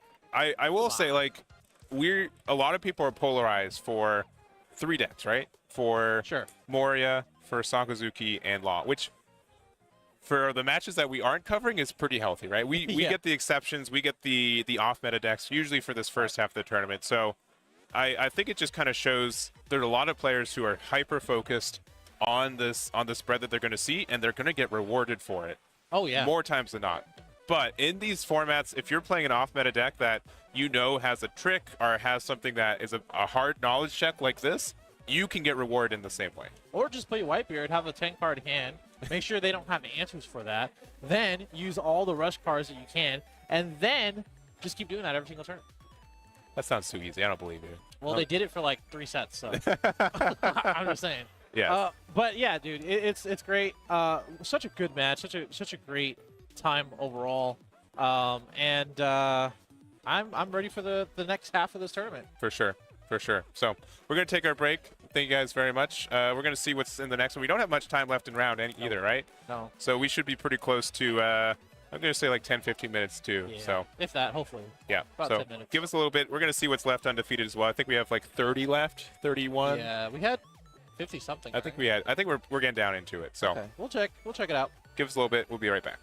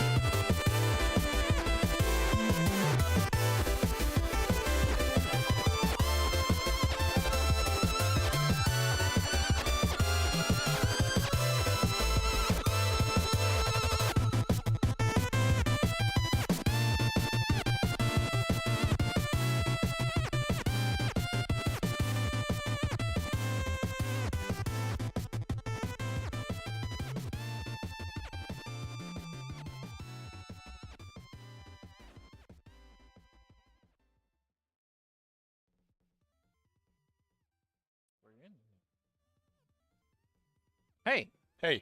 So we're back here in round 6 of the CoreTCG June One Piece Regional. Yep. And we're wrapping it up pretty quickly because now in round 6, pretty much for all the undefeateds are going to be 3 top decks. Yep. Yeah, it's pretty close. Right. We do have 30 undefeateds left. We do have 4 or 5 rounds, and we're expected to have 10 Sakazuki, 8 Moria, 6 Enel, 4 Law, 1 Black Yellow Luffy, and 1 Purple Yellow Croc that we saw last round too. Correct. And guess what we're going to be watching now? Yeah, good guess, I guess. My guess is the one that's not the other 3, which is going to be the Black Yellow Luffy. Yes, we've seen this before, along with Enel, who's going to be his opponent.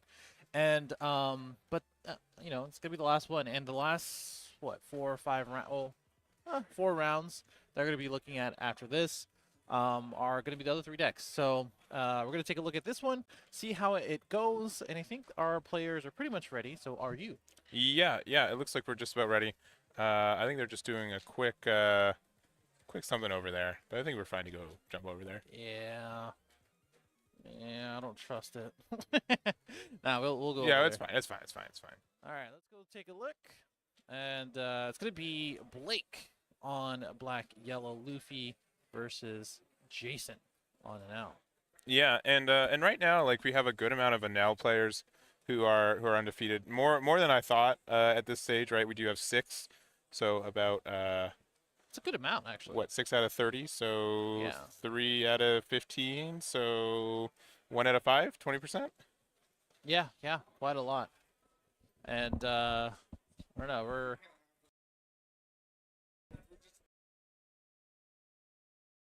Okay, so it looks like we're taking a slight break. No, I think we're fine. Yeah, we're just replacing some Dawn sleeves. Were just the Dawn sleeve. Yeah. Actual sleeves. I was like, I think it was the Dawn sleeves. Yeah. Okay. All right. Yeah. So it looks like we're gonna go ahead and replace those. Just a little bit of a delay, you know, but we do have our players here, pretty much all set up. Dawn. Let me go over to confirm real quick, but then I'll let them know that they can start if they can. Okay. Yeah. Go for it. Now you guys are all alone with me. That's not a good thing. Yeah, I mean, we're actually pause the timer for now. And as soon as they start, I'll go ahead and get it going again. Our actual timer, or the event timer, is actually around 20-some minutes. So they're gonna be done way before us. Yeah, I mean, not a lot of games go to match their time right now. If there is one, Enel's a culprit for it, right? Yeah, that's true. Black Yellow Luffy sometimes has, you know, like a 5-minute turn because you have to figure out kind of what the best sequencing is. There's a lot of decision on your turn, but true. Looks like we're going to start off. Black Yellow Luffy going second is great for the deck because you do want to be on that even curve as much as you can. Plus, we have the searchers of this Garp, Alt-Art Garp. Say that 5 times fast. I will not. Alt-Art Garp. I can barely say it 1 time slow. Say it 1 time slow? Alt-Art Garp. Wow, you really struggled on that. I had to. I actually have 2 Alt-Art Garps, and just like you're saying before, going second's pretty good when you have 2 searchers and getting the stuff that you need. So that's pretty good. Yeah, and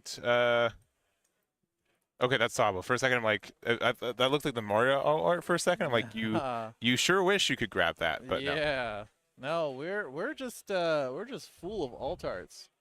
So looking pretty good so far. Starting out, it's almost max rarity if I had to take a guess. And you know, when I kind of think about this specific matchup, I want to say Black Yellow Luffy wins. I want to say that, but I'm trying to pinpoint the reasons for it. My experience is that again, Enel's worst nightmare is if you're able to go wide on board, right? Sure. And Black Yellow Luffy's actually really good at that. It's great at getting too many cards on the board. Most of them like 5-6 Luffys that turn to 5/8s very quickly. 5/7 rush on the ace. You just get a lot of attacks that mean a lot for the board, and you don't really have a great way to remove Sabo. You don't have a great way to attack into a large leader if they have blockers up. So I think Luffy generally has the edge in this matchup. Sure, sure. Yeah, I think that's pretty correct. And we've seen it before earlier today with the last Black Yellow Luffy where, we had 3 aces on board. Yeah. And how does Enel actually handle that? On that turn and as well as post turn. They do not. They would definitely fall victim to that for sure. So we went down to 2 pretty quickly on Enel, taking 2 5Ks, including 3 Dawn on one of the Garps. Yep. And then we're using the 1 cost event to look for a Luffy, Sabo, or Ace. Yep. And gonna be choosing something here. There's a few different options here. I think they're all actually options you can grab. Yep. Look at the Sabo though. His cool little cowboy hat. Is that a cowboy hat? I don't think I'm gonna call it so. a cowboy hat. Okay. Of the 3, I think Yeehaw, baby. Ace has more of the cowboy hat. Yeehaw. Oh, okay. So like Ace comes up, I can say yeehaw. Yeah, sure. Okay. All right, thanks. You heard it here, folks. Oh boy. Hidatsu comes down, pops the Garp. You go ahead and pass the turn.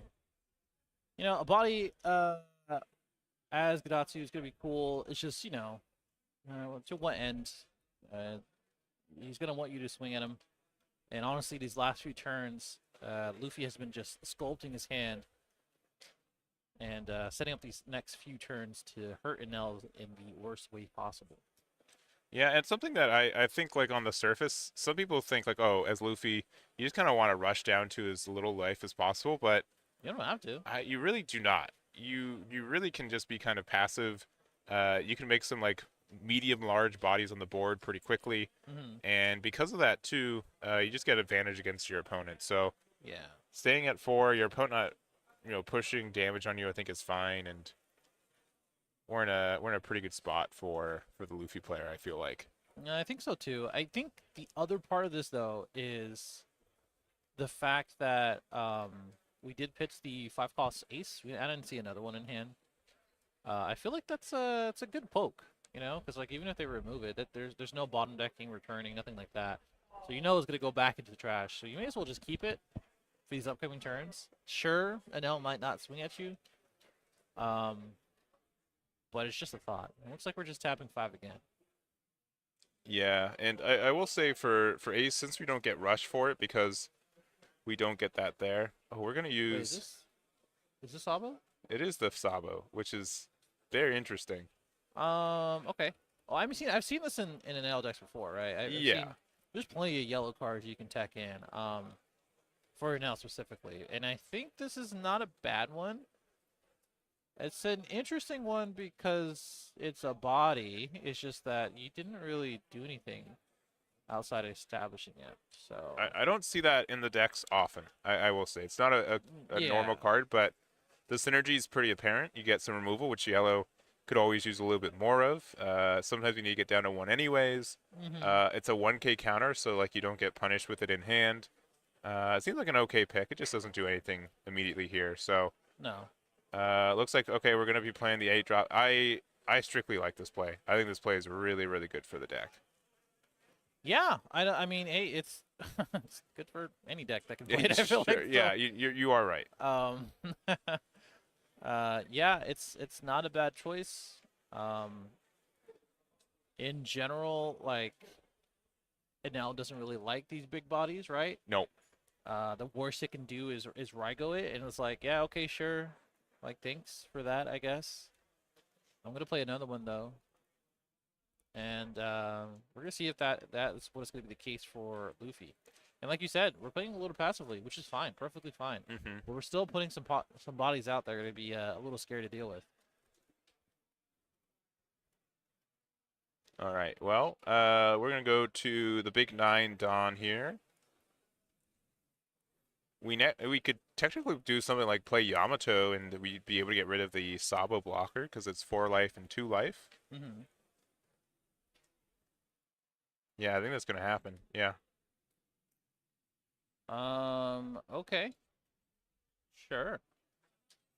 Yamato comes down, pops a Sabo. We're well past the turn protection, so. Yeah, it would have been great if he was down at 1, because he could have taken that first hit. Because then you would have been able to still get rid of the Sabo, and you would have gotten a heal. Alternatively... Will we be a 4, right? Together? Oh, you're right. Oh, no, Yeah. we just took that 1 damage. Yeah. Alternatively, we could use like something like Rygo and not feel bad because we don't like trash a card. So yeah, I think that's what's gonna come up next. This following turn, Jason's just playing a game of chicken. It's more of like, okay, I know that you want to go down to 0, but I'm gonna try to get you down to 0 plus 1 more attack. That's gonna be a decent one.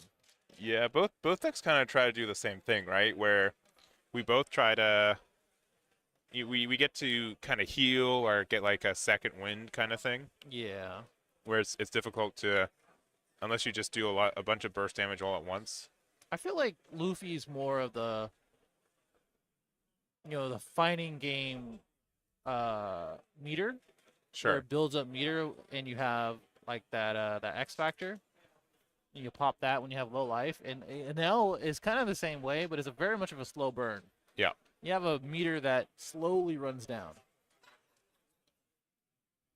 All right, so it looks like we're going to be playing the Luffy here. This is the 5-drop 6K, which we can even use the effect right now if we want to get a card draw, get us closer down to 2. You could probably win on it. I don't think it's like, because like if you do that, you go down to 2, and like facing a Yamato plus 2 6Ks and a leader swing. I mean that's kind of rough. I mean, I think we could do it, and mostly because if they do any damage to us, it just means that Luffy's probably going to stay, especially if I think this 5 is going to play a Sabo. Yeah, so unless they like play like an 8-drop Katakuri, yeah, we are in a really good position from this. I think at this point with the Sabo, you're probably fine to go ahead and to use it. Yeah. I'm more confident. Let's put it that way. I'm more confident in that. Yeah, and yeah, I think there's a decision if you want to play your 5-cost Luffy's effect. I think I would. It'd be close. Yeah. Looks like we're going to start with a 9K though. Going to go down to 1. Thinking about it, all right, there's a Shura. And I do respect the sequencing for here too, because if Onami hit the board, it just wouldn't get its effect. Right? And I believe that's a 7-cost Enel. Yeah.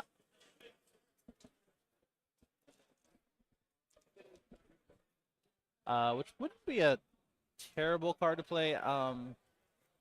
It just depends on what Enel's intent is this next time.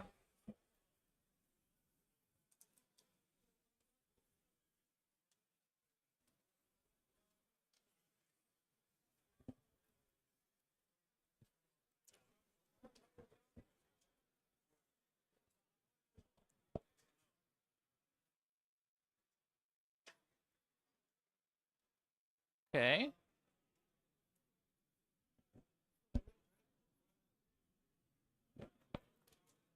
All right, so we have our full 10 Dawn. We're down to 1 life for our Enel player. Correct. I think we're just deciding how we want to use the Dawn in the way of, okay, do we try to start making them take a life, which it looks like that's the case. 5 key swing is a good start because that's the least amount that you have to commit to. I mean, you could swing into Gecko. Yeah, you can swing into Gecko.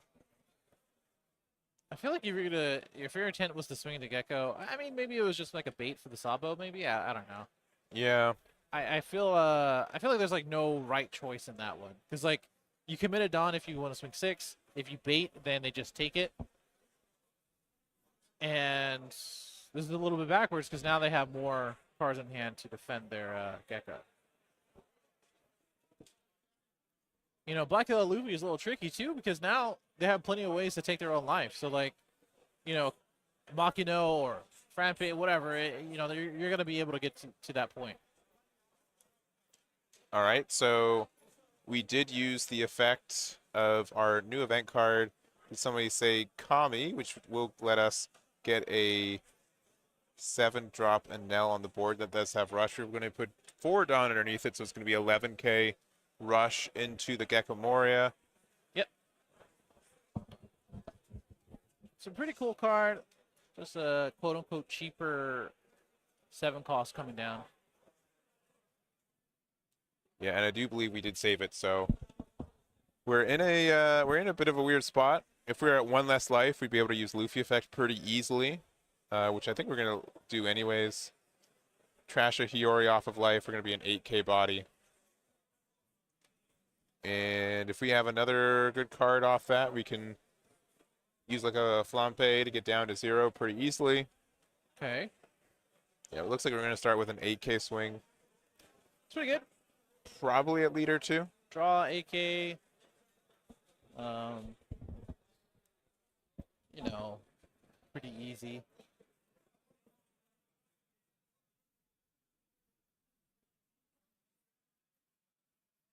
And I'm guessing we're trying to bully the 7 cost Enel at this point. Surely. Yep. All right. There's the Flampe. Yeah, probably fine. So now we're going to be able to get to our leader effects. Discard a card, put 2 into our life. We'll probably put an ace and play the bad boy out.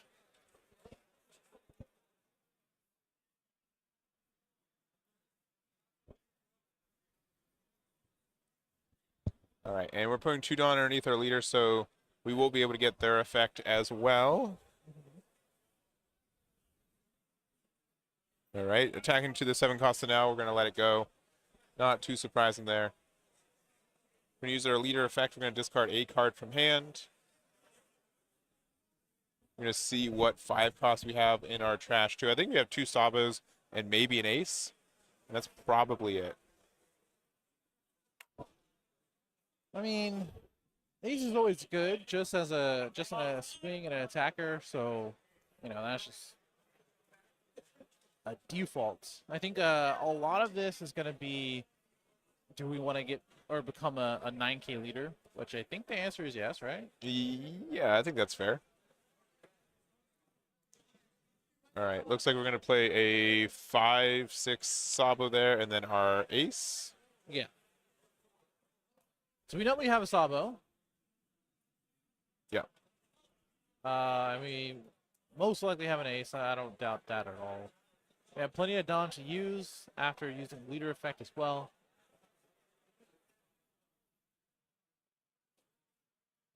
All right, for 2, we're going to play out our 2-drop ace. We're just going to be able to find our 5-drop ace, which means... I don't know. What does it mean? Oh, you missed the timing on your yeehaw. Oh, yeah, it's baby. Timing miss. You didn't declare it. Wow. The judge group does not respect the yeehaw. I'm now XM2. That's an unfortunate mistiming there. I've taken 2 losses already. That is crazy. First one is commentating with you. So, take that. Okay, so we're... Interesting. So we're going to attack 5, which looks like at leader. 2 in hand makes this pretty scary. We're going to take the 1 there.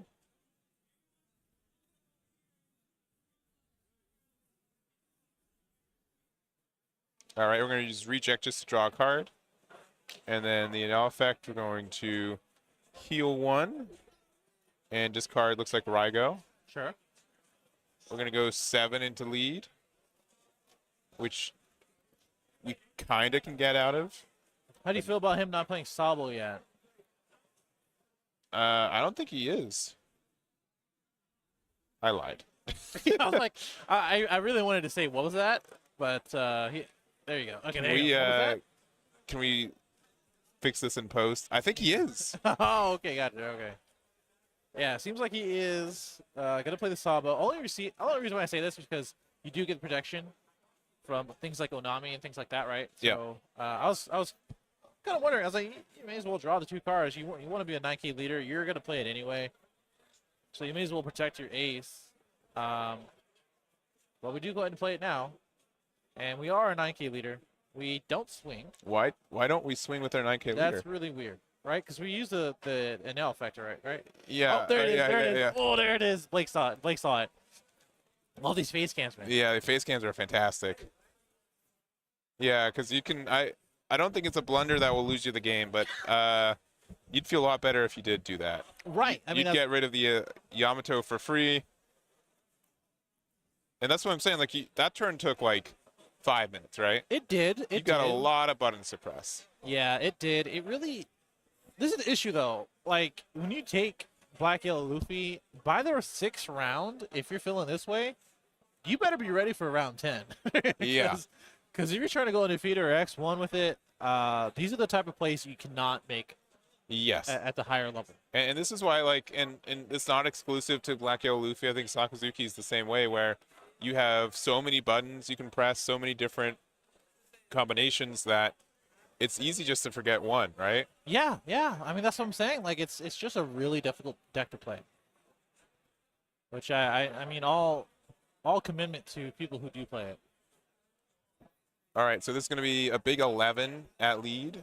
Yeah, this could be a 8-cost category that places Shura back into life with the remaining Dawn. Because, like, if you're going to commit this rest of the Dawn, you're going to have to commit 3-3.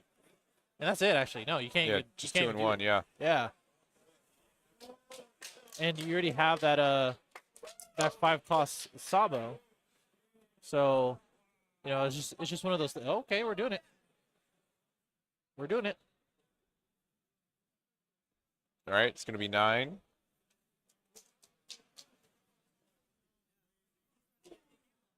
Okay, 2 KO.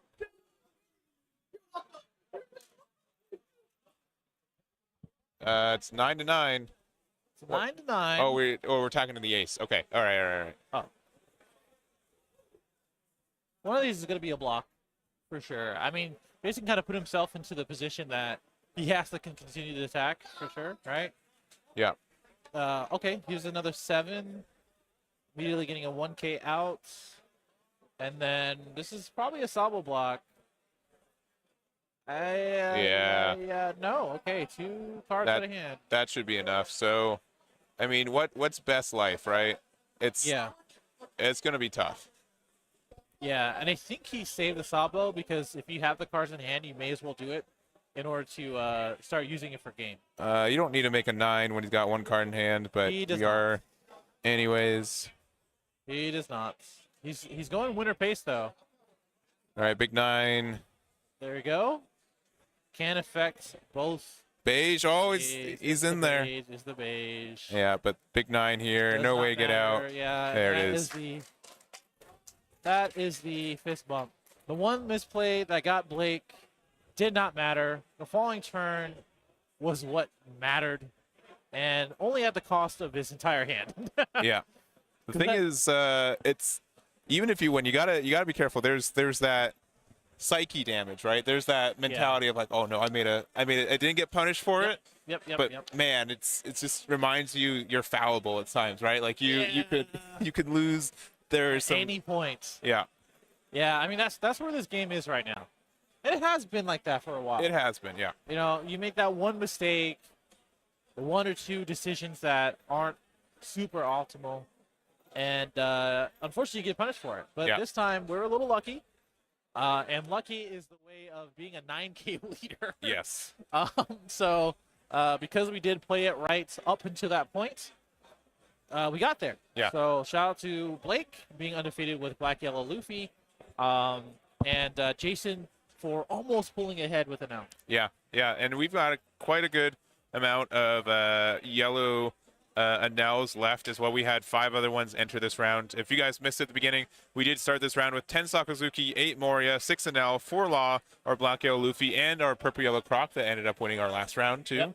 So that's what's in contention for first place, at least top and Swiss. But since this is a top 32 event into day 2, there are a lot of other decks that aren't undefeated right now that are in the X1 or even X2 that could be hopefuls into there. Yep. So still some room for variety, but we're getting down to not a lot of different leaders going to this top. No, so expect some Sakazuki, Moria, and as well as Law, because when I was looking through the top 10 tables for the most part, outside of maybe a couple of Enels. Yeah. That's all I saw. So and I think it is time for Gecko. We haven't had a Gecko just yet. We have not, no. So I think that is going to be the way for round 7. Yep. So if you guys know any players that you guys want who are undefeated with Gecko, let us know. We'll take that in consideration for the next round. If you guys want pairings, it should be in the description or in the chat. Right there. And that's how it is. So we're going to take our break. We're going to have probably not too long because we started kind of late too, right? We did. And I think the timer for the round is done. Ish. Or just about. Make it a good like 12-15. Yeah. We'll do 12 and we'll see how it goes. There, yeah. Cool. So we're going to take a break. We're going to be back with round number 7. We'll see you guys over there. Yeah.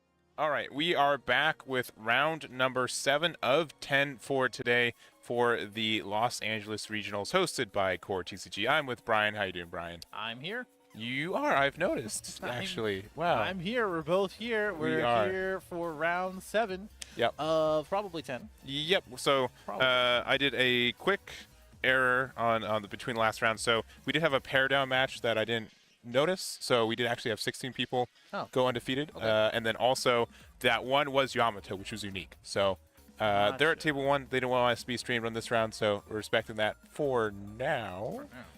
But we do have that. So going into this round, we have 16 undefeated, which are 6 copies of Sakazuki, 3 Moria, 3 Law, 2 Enel, 1 Star Deck 13 Luffy, as well as 1 Yamato. Cool. And we actually have 2 of the decks that you mentioned. Yes, we do. Figure that, right? Yeah, that's crazy. That by you know, process of elimination we got there. Surely. We do have Alfonso versus Eric. And guess what? We're at that point. It's going to be Sakazuki versus Gecko Moria, 2 of the most prominent decks, in my opinion, and probably by stats, in the current One Piece card game meta. And I think they are just about ready, so we'll go ahead and let them know. Give them the thumbs up, and we're going to give it a shot. And Sakazuki going first, which I don't know is like the most ideal thing. I don't know if that's something like taking away Gecko Moria's going first, or are we saying, hey, I'd rather just go first and start drawing off with Tashigi? Who knows? Yep, and let's see what we get from this. An Ama, pretty good start. You do not like this card as Gecko Moria, and additionally, seeing a copy of Ama, I think a good amount of builds are playing at least 1 or 2 copies of Stage at this point. Not all, but a good amount, and that just means they are very catered around Gecko Moria. But we're going to start off with the brand new. On the other side, we're going to get a Great Eruption, put 2 cards into our trash that are Thriller Bark, which is quite nice, and pass it right back. Yeah, I think the Stage is pretty cool because, like, even if you do play a 1-of, you cycle through the deck pretty well. There is searchable targets from brand new as well as Tashigi here, and you know, all you have to do is play it once. Like, it's not that big of a deal. And at the end of the day, if you play 2, you can discard the other one. So I think it just provides you a lot of utility in this matchup, and as well as just really anything else, because it just kind of sits there giving that minus effect. Yeah, so we do have just a simple 5 into lead. This matchup is quite a grind too, just because we both have some potential for removal. Moria does have like a little bit better late game, just because it does have 5 life compared to 4, but we also have like better removal from Sakazuki, so that's kind of the basis for this matchup. Yeah, they both kind of want to do the same thing. Not so much of like the same way, but just establishing things, removing things, and just using their utilities in their given colors. And in this case, it is their given colors. Obviously, like there's a lot of cool blue cards and navy and removal and things like that for Sakazuki. But you know, Gecko Moria has all those archetypal cards, and we're gonna see a lot of them here. Yeah, and so we're going to start off. We did hit a Great Eruption in the life, which, since we already know we have 1 in hand, that's pretty nice. We're going to use the effect of the Gecko Moria on attack, discard a card from hand, which is the Absalom, get 2 more cards into the trash, and then probably play out the Perona, because they have exactly 5 in hand, which is pretty rude. That's annoying. Why would you do this to me? So we're seeing which cards we have in trash already. We're probably going to do some guaranteed damage here. Yeah, this is basically effectively saying 2 cards out of hand or you taking a life, and both of those are pretty annoying to deal with. Especially when you're forced to go from 5 to 4, and you know the hand destruction from the Great Eruption too. Yeah. Very, very nasty. Doesn't feel great. And getting a 5k body, this is all what Gecko Moria is about. I'm gonna go ahead and pass the turn though. See if we can come back from that. And it looks like actually we do have the Stage in hand, which is quite nice. Yep. But we are going to discard it. I think we just drew a second one as well. That's cool. Yeah, that's pretty good.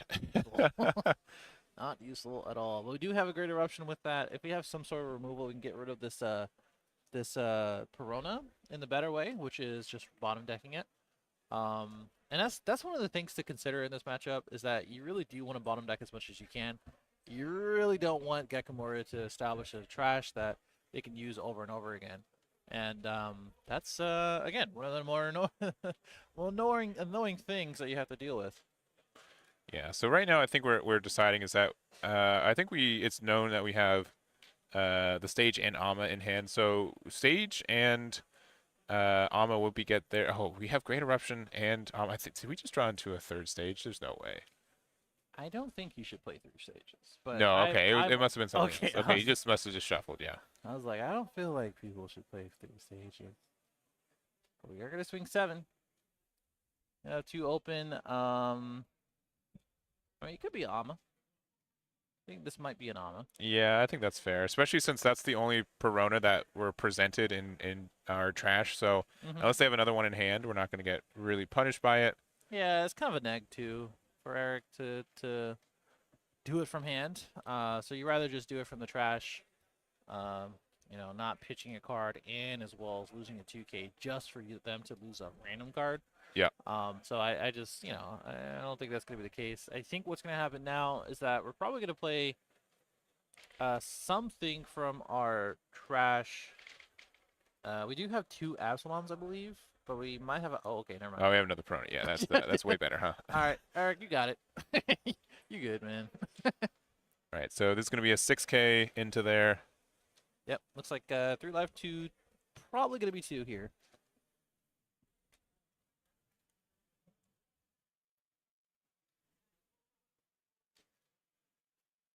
All right, yeah, we're actually going to get Super Rats. There are only 3 cards in hand.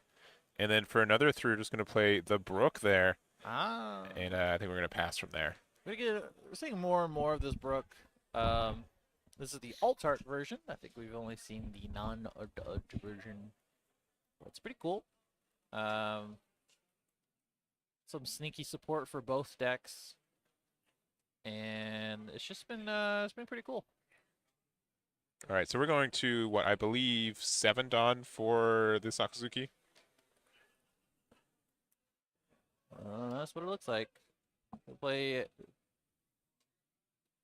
brand new. Pretty good targets, to be honest. I think the best one is, oh, well, never mind. That's a Rob Lucci, right? Yeah, so probably the Ama. Yeah, hopefully. Just grab the Ama. I think he's just doing the math in his hand. Or at his head from his hand to see if he can actually utilize the Alma here. Yeah. I mean, if you have a Rebecca, wouldn't it be the most terrible thing to do this? Just swing 5K, play Rebecca, play the Hina afterwards. But, you know, a lot of those, we do see a Rebecca in hand, by the way. A lot of those plays, when you do that, you end up wanting to use the reduction effect. So you might want to save it, but based on his hand, I'm gonna be real with you, it doesn't look great. No, it's not fantastic, especially just with all the kind of destruction we're going to. I think if Moria goes 1 for 1 for everything, they go up ahead just because you do have that extra card in life that ends up being a difference. Especially since we also went second, so we get that extra draw at the beginning of our first turn. So, well, we can do something like Marine Ford and then also like get the reduction. We can get rid of the Perona, sure, but I don't think that's really worth the rest of our turn, you know? Yeah, I don't think so. Especially since I don't think Perona's going to get any more value for the rest of the game at this point.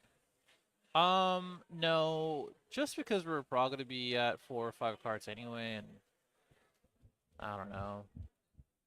This just doesn't feel great. I think you can, like, swing 7 or 8, actually. No. Yeah, 7. So you swing 7, get him down to 2, reduce the Brook, bottom deck that. And if you have a Tashigi or something like that, you could use that.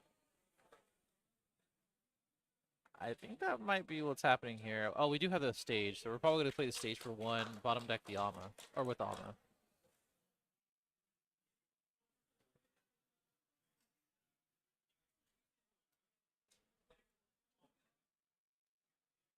So we're just figuring it out right now. After going down to 2 life for Gecko. Yeah, and the issue is that I think we're just like one away from being able to Just get rid of both cards on board with an Ama. Like, unless you want to like a Suru for a reduction, but it's just tough. Yeah. I mean, these decks are not meant to be easily played against. These are both pretty difficult to play and as well as to play against. I think Gecko Moria is a little more linear, right? It's a little more straightforward when it comes down to some of its plays. Yeah. Because a lot of the cards just kind of do it for you. Like, you know, it's Reprona kind of does it for you. Absalom kind of does it for you as long as you have the reduction cost. Things like that. But I think when it comes down to the nuances and as well as the advantage, it takes a little bit of think. And with this stage here, 3 life, and only a simply lowly brand new, Alfonso's in a tough spot. Yeah, so we do have, I believe, 8 Dawn right now. We could play just Moria for the value play, right? Because the brand new was bottom decked previously, there's not like a lot of good cards in there, but I don't know, man. I think there's like some desperation in taking some cards out of life for Sakazuki here. Yeah, when there's only 2 in hand, yeah. And it's, you know, I don't know. Is he bricking? Is this like counting as a bricking? I don't think. Like I don't think. Have we resolved the Houndblaze? I haven't resolved the Houndblaze, but we haven't played Kuzan to kind of cycle through our deck. We haven't really done much. Oh, so we're not actually playing the 8-drop Moria. Interesting, because I think I do see it in hand, even if it's just a tempo play. I think it's worth it right now. I think you save it. I think you save it for now. And we did trash another one. We're gonna go ahead and just hodge back. Bottom deck to 2. You're gonna get a 2K Sindri to hand. Sure, that's fine. We still have 2 open? We've got a good amount actually. 4. I think it's 5, so it might be a Sabo. Yeah. Okay. Makes sense. One of the few ways you can get stuff into your trash as Gecko. And I think this is what I'm saying. I think you just save the Gecko. Sure, I will say though that like Gecko back to back might have been a better play here. Mm-hmm. Because I don't know if you see it, but we do have 2 of them in hand. And that's just something super difficult for Sakazuki to remove because we only have a few cards in hand. There's not enough utility in hand to get that down. Yeah. So we're deciding on the 2 to discard to get to finish our Sabo effect. Yep. Looks like a 2K Sindri and a Borsalino, which we added the Sindri earlier. Yeah. So a little bizarre there.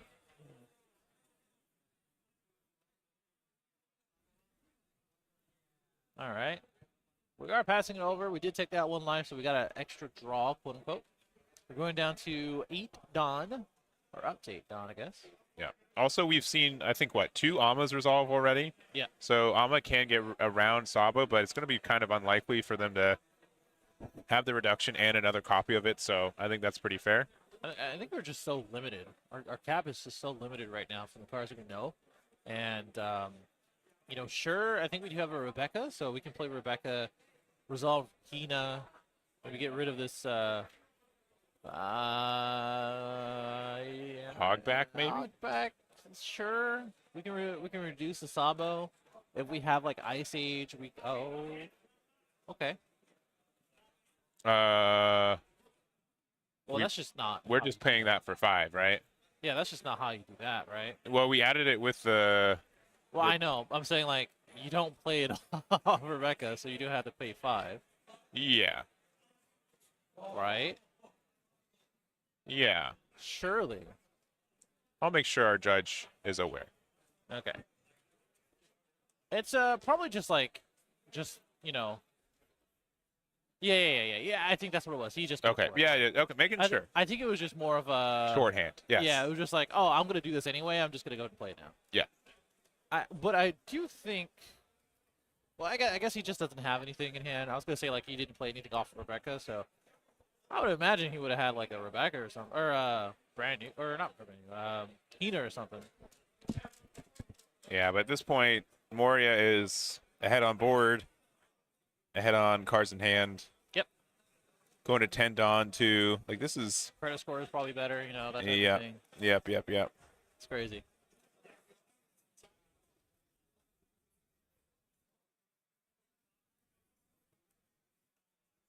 So this case swing, trying to get around the Sabo that we took a free swing at.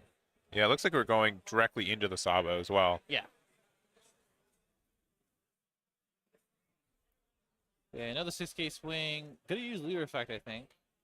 Got it? No, I think we're going to play 8-drop Moria. Oh, I didn't realize how little Dawn he used. Yeah, I also think we just, Sabo into Sabo for sure. Yeah, sure. If he doesn't have any cards in hand, you're just going to get it removed. We can play 8 cost. We can resolve Absalom if we really wanted to. Get rid of this brand new. But I think we're going to go the route of playing Rebecca into brand new. We're going to resolve the brand new. Oh, yeah. Okay, I was going to say Rebecca arrested. New tech over here. Kind of crazy. You can grab the Hina if you don't have one already and play it. Correct. But yeah, we can just get... I think you do that. And then with that, we're able to grab a 2K off the Rebecca and then play. Yeah, okay. Just silly. Look how much value you get out of that. I've said this like dozens of times at this point. Yeah. But the value you get out of a cost Gecko is just nuts. Yeah. In tandem with Rebecca, it's very strong. Rebecca's not always played in Moria because you don't always get like the removal options you do with Sakazuki with it. But man, a good Rebecca. Now we drew what? Another 2K. We got a blocker. We have an 8-9K. Like just absurd amount of value. Yeah, it is quite crazy. All right, 10 Dawn to work with, and we're at 1 card in hand because we did let that Sabo go down from all the resources. Or sorry, 2 cards in hand. Yeah. Either way, it's not a lot. Not great.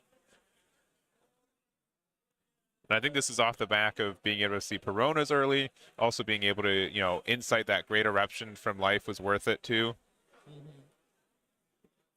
And a little desperate here. Look at the top 5 with this TCG. Got a lot of targets. I think there's 2 brand news and Ice Age.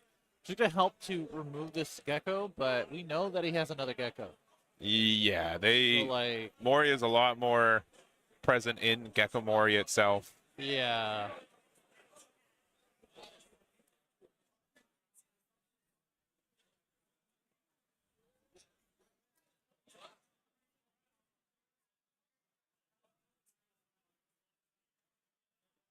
All right, for 1, I mean, we can use Ice Age. Which is going to happen. We're going to reduce the Gecko. Yep, it's going to cost 1 now. Yep.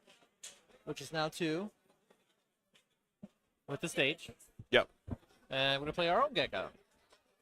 So, a couple ways to remove this, but I think the most effective is Namapo.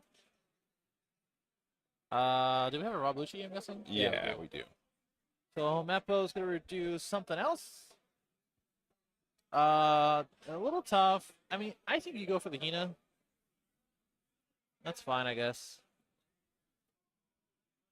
Yeah, so this Rob Lucci is going to be able to get rid of the Moria and the Hogback. But there's no blockers, no cards in hand. And only 2 life. And only 2 life, yeah. I think this is done. Yeah, I think this is just game on board. Just straight up. Yeah. Protect this. Yeah, you just protect it. You can use the many cards that you have in hand to get around this. Yeah, because we could go 5 with Hina. Sure. Rebecca block, sure. I would have swung with Rebecca, man. You could have, right? Assert dominance. It could get you there. But yeah. 3-5 with Hina. Have to take it. Swing with it first, get around Ice Age. 7K in case they get a 2K off the top. Which doesn't matter. Does not matter. And then big old 13, yeah, sees it. And there it is. Go. Oh. Not the smile to the camera. There it is. Smile to the camera. Eric takes that down with Gecko Moria. And great. He did great. I mean, I hate, when people say that they bricked in a deck like Sakazuki, but low-key, high-key, kind of did. I don't know. Yeah, it's great. He really didn't do too much, unfortunately. And it just kind of ended up that way. But I don't know. What does chat feel like? That's what I want to know. You guys just saw that one. Pretty traditional matchup. Gecko took it, going second. And that early game Perona. Yeah, I think the Perona's was great. Yeah. Great eruption off of Life was great. Yep. And just recognizing that they are going to be behind on card advantage, and we take advantage of that for the entire game. Sure. We made plays that just bully 1Ks out of their hand until they don't have any either. So that is some good strength there. Yeah, I think it was just that Perona and great eruption that just kind of snowballed into, wow, I am facing down more 5K swings in a Gecko Moria. Yeah. And yeah, that was a tough one, but really did showcase the way that Gecko Moria wants to go. Yeah, for sure. Pretty simple as that. Yeah. This is the reason why you play Gecko Moria, guys. Like, you could do this every game. You can, yeah. If you're good. If you're good, again, I do think Sakazuki did see less good cards. If I was to say something, I know, yeah. but that's just kind of like how the deck works. And additionally, like Moria is just more consistent in my mind because we play from trash and we trash cards pretty easy. Yes, you have less ways to put stuff in the trash. Yeah. Well, kind of, because you have Sindri, you have yeah. You know, on face, you get the draw and trash card with Sakazuki. So, I mean, there's arguments for both. It was just like in that matchup, and then just the way that it went. Like I said, snowballed into a loss. Yeah, for sure. So, shout out to them, to both of them, for playing a great game. Yeah. And showcasing two of the best decks in the format right now. For sure. Until we see a law. Yeah. Until we see a law. Because we're going to see a law. Which we could. We have 8 players undefeated going into this next round. Yeah. I can look into it as well. Yeah. 1 second. Let me look into it real quick. Let me get those names. So table 1. Yeah.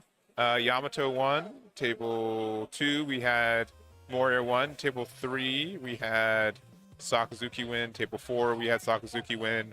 Table 5 we had Moria win. Table 6 we had Enel win. Table 7 still playing, and then table 8 we had Sakazuki win. So actually, I think our laws are they the last table being played? Oh no. They might be. They're either that or they're out. That's not good. Yeah, they might be out of at least first place contention in Swiss. Dang. So, but that's kind of what we have from there. We'll see if our Yamato player is feeling less camera shy going into round 8. Perhaps we'll see. It's a good matchup, but it's a quick matchup too, usually. Yeah, we haven't seen Yamato all day. Yeah. And I've been talking about it every so often. So. Well, we'll see if you're able to convince them with your charisma. I'm like, please, just get on stream. It's fine. You'll be fine. For sure. Good amount of time. I'd say like 5 or 6 minutes at least in the round. I could be wrong. But we're going to take a break. Yep. Go see what's up. And be back for round 8. Yep. See you guys in round 8. Yes, sir.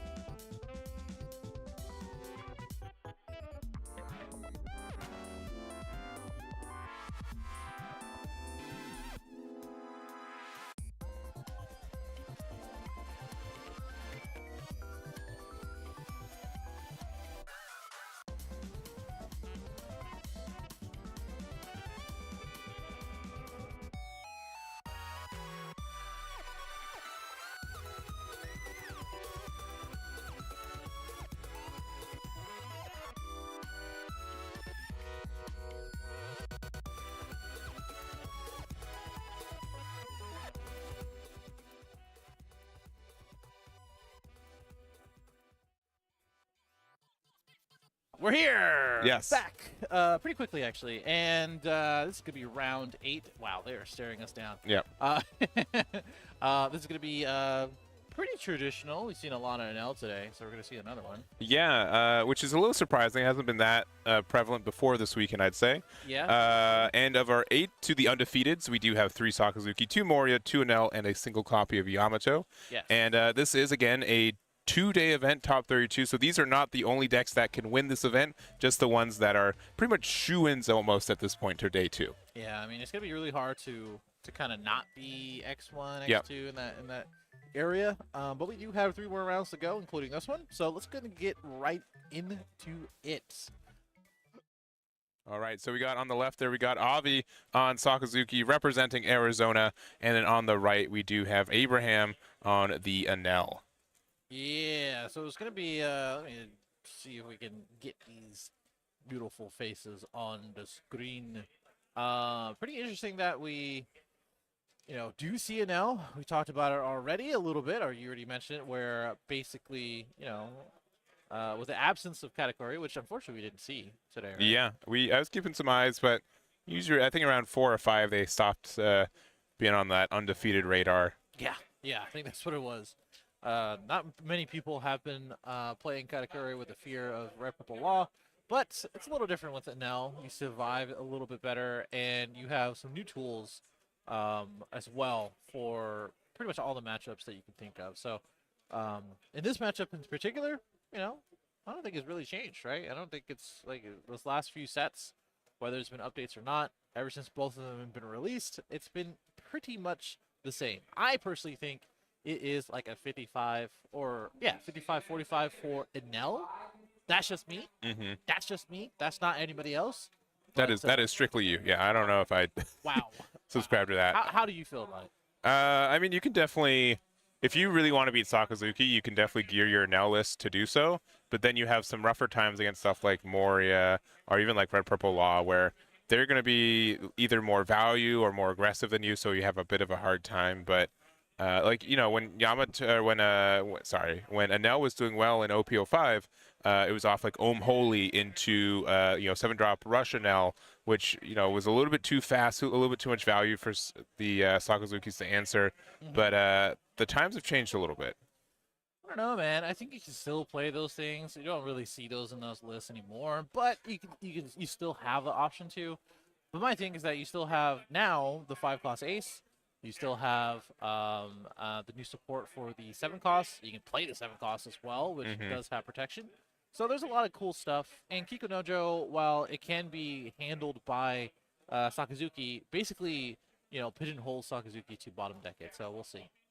Yeah, and so real quick, we didn't see a swing from the Enel, and probably to try to keep something into the Gadatsu range, right? If there's something like a Kuzan, or there's something like a Rob Lucci. I don't think Rob Lucci hit the field, but something like that. It would just mean that we'd be able to get rid of it with Gadatsu, but the Sabo kind of gets around that, which is quite nice for Avi to play there. Yeah. Good card on curve and a blocker that traditionally Enel has a hard time interacting with. Yep, pretty smart on both ends, trying to get around from the Gadatsu and tell his oldest time to starve the Sakazuki from cards, and as well as just, like I said, it's the Gadatsu. I got tripped up there because he accidentally revealed it. So yeah. So we see a brand new there. We also do play the 5/7 Ace because we are down to the life totals there. So 3 life for the Sakazuki and then 2 life for the Enel. I mentioned this before, you can play a good amount of them. I wouldn't be afraid to play, 3 or 4 of them in this deck. They're usually almost always live. It's going to help you in this matchup just to be a little more aggressive. And, they're pretty annoying to deal with. So. Yeah, but with the add of the Great Eruption, we're going to make it cost 3 pretty quickly. Yep. And then from there, we're going to be able to just, attack with Leader, maybe Houndblaze it away. Yeah, for sure. And then, we could even, potentially get, a really good Amma turn as well. But, so, getting rid of that Brûlé would be minorly trivial. Yeah, I don't think that Brûlé is really doing anything.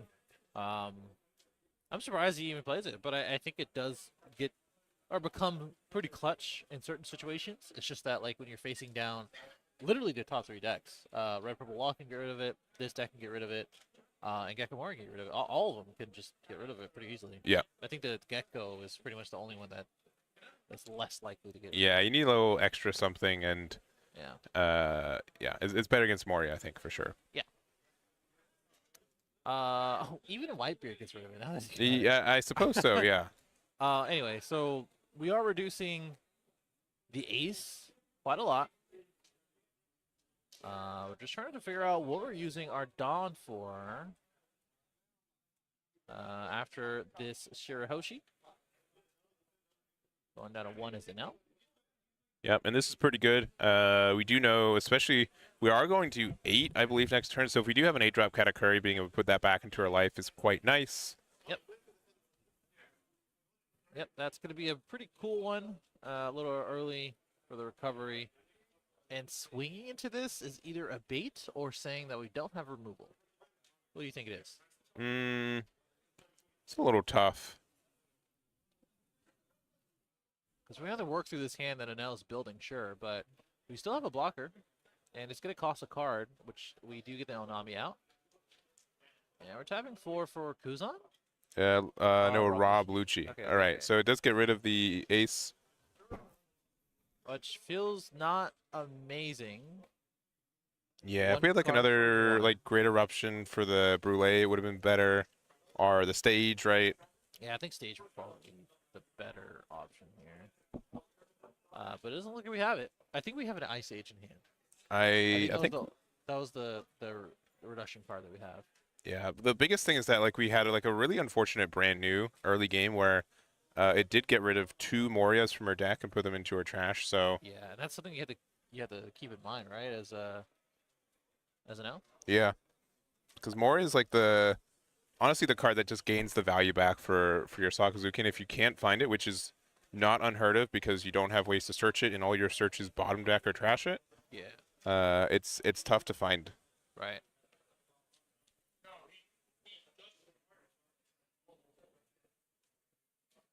Okay, AK swing into Sabo means that we don't have a cost category or want to play it.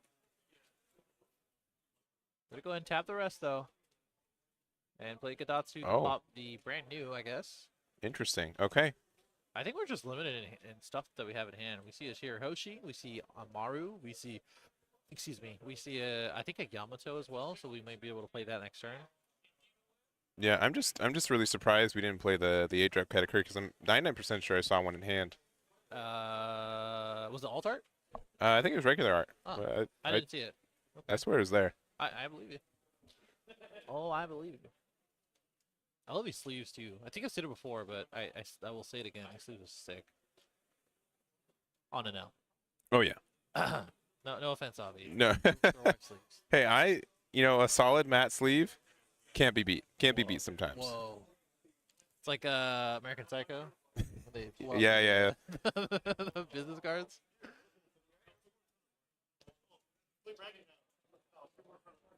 All right. Well, we've got 9 Dawn.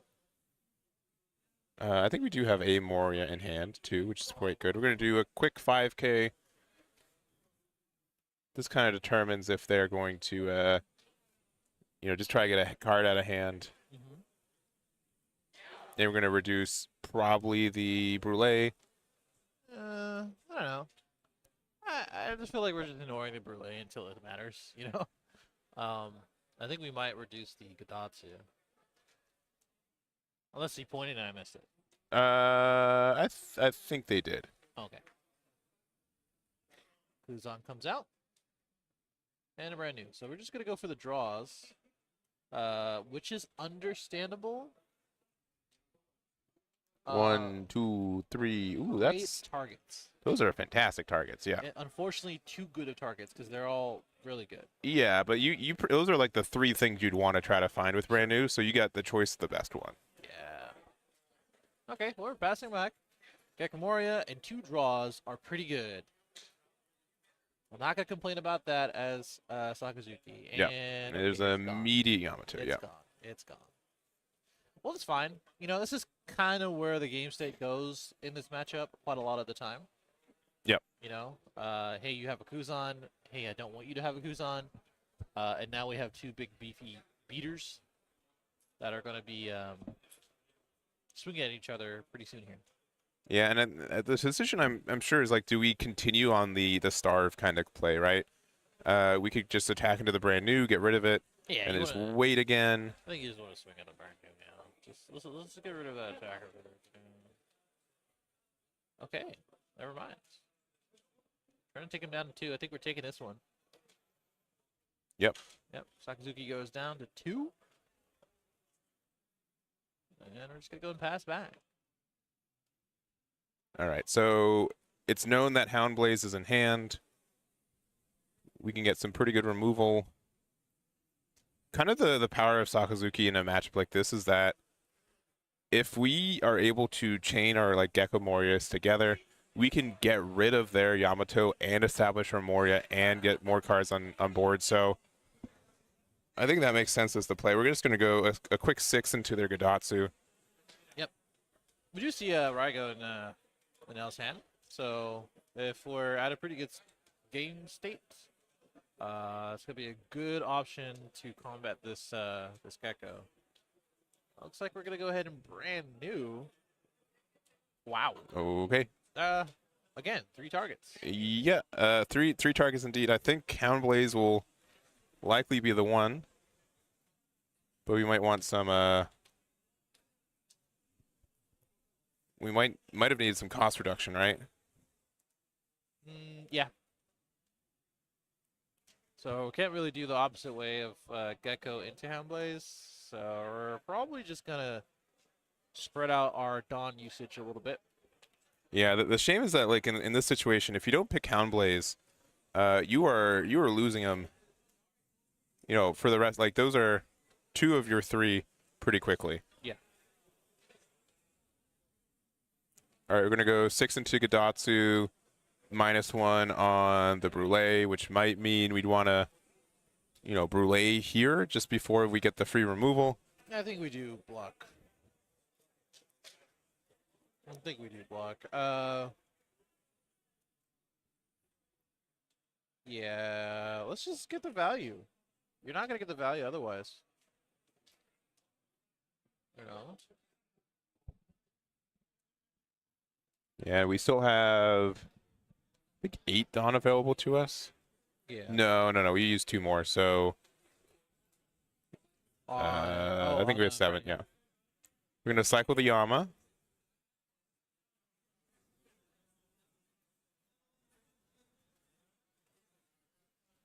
Okay.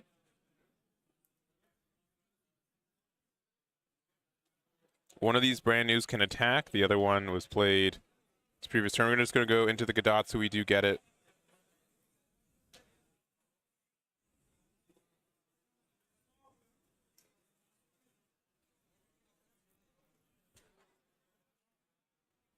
Well, that's one thing down.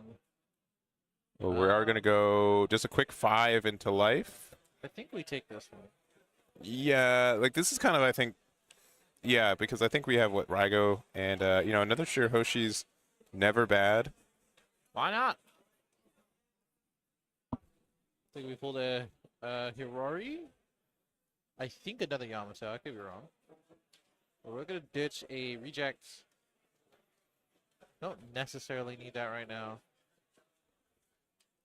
Yeah. I feel like that's like being on flashback kind of thing. Like, if it's a trigger, it pops something. Yeah. I think Avi's just knows his next play, and he's just ready for it. Oh, okay. He's just gonna replace something. I got you. Yep.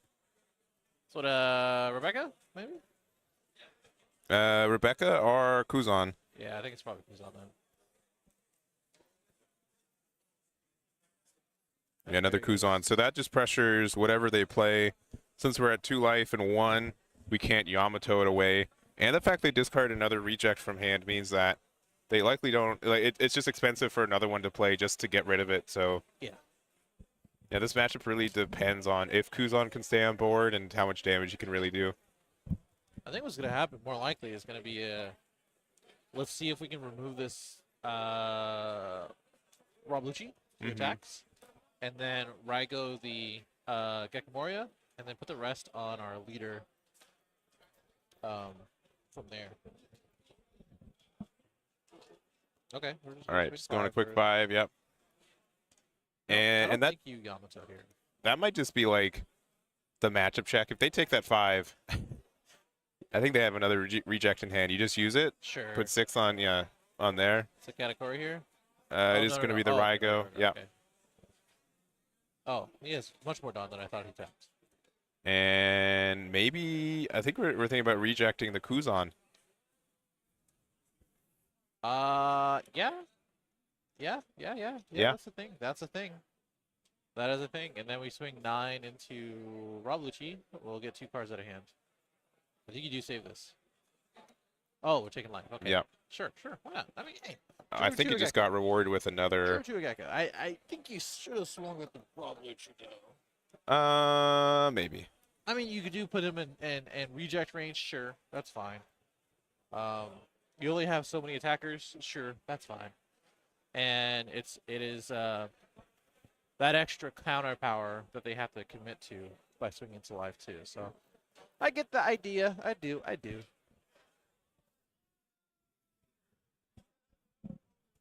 So 1-1. Yeah, and but one deck is a little bit better about being at 1 life. Correct. It's like 1 or 2, really.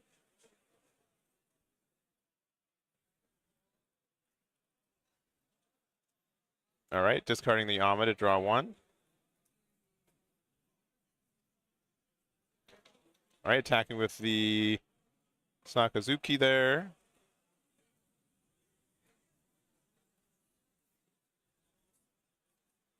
We do have an 8-cost Yamato now. It's pretty cheap. Yeah. I wish I could play 8-cost. Yeah, I wish it could too.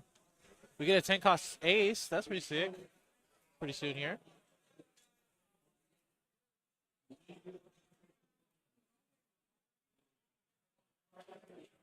All right. And okay, we're actually taking it. Oh, we had a Raigo, which doesn't get rid of anything. Yeah, we're just discarding that for free. Yeah. Doing a 7 at lead. Definitely want to get out of this one. We have enough cards. I think we have a couple counter cards, or 2K counters. Yeah, we still have 9 open, so we could do like an Ice Age Moria as well, which would be pretty impactful. Yeah, that's probably what's going to happen here.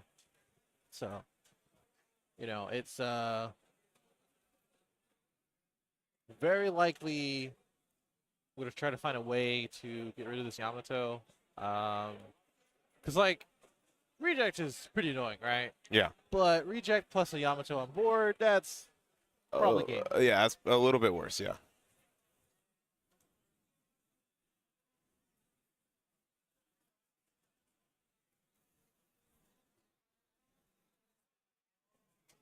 All right, we are thinking it's going to have to be a 2K, 1K, or the 0-cost event, and a discard. I don't think there's much. Ooh, 2 2Ks. Yeah, I think that's what was the biggest fault here. I don't think there was much decision if I wanted to protect this or not. You definitely want to protect it. And this Ice Age plus Gecko is going to be exactly what we were talking about before. Despair. Yeah.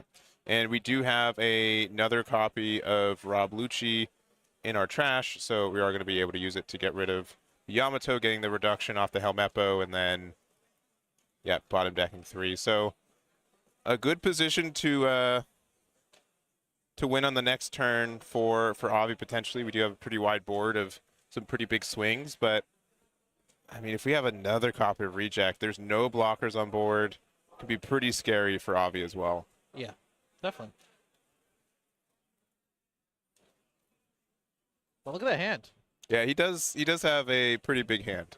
It's pretty intimidating in that way. I think it's about 9 cards.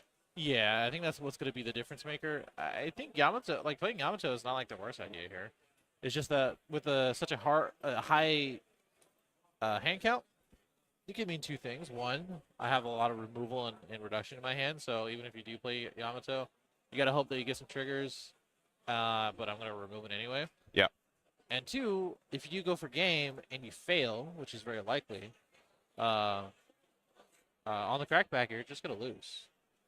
Yeah. So we have, I think we have 8-drop Katakuri, which could put a Shirahoshi back, which means we could fix our hand a little bit, but doesn't give, necessarily a +1 back. We could do something like Yamato, get rid of like the brand new and attack with leader into Helmeppo, which just makes it tricky for us to go for it. But we're just going to go, it looks like 7 into the Raw Bluchi. I think go 7 to face. Well, that's fine, I guess. We're going to go ahead and Katakuri, which is a little easier. We're really not. Oh, yeah. I think we know that's the last copy of Gecko Moria, right? We played one earlier.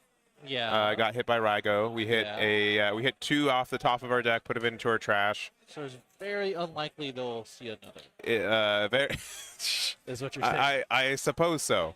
Is that a one in their hand? Unless we bottom deck it and we eventually come see this back around. Okay. 2K out of a 5K. Now we're going to start with the simple 7. Going into another simple 7. Sure. Yeah.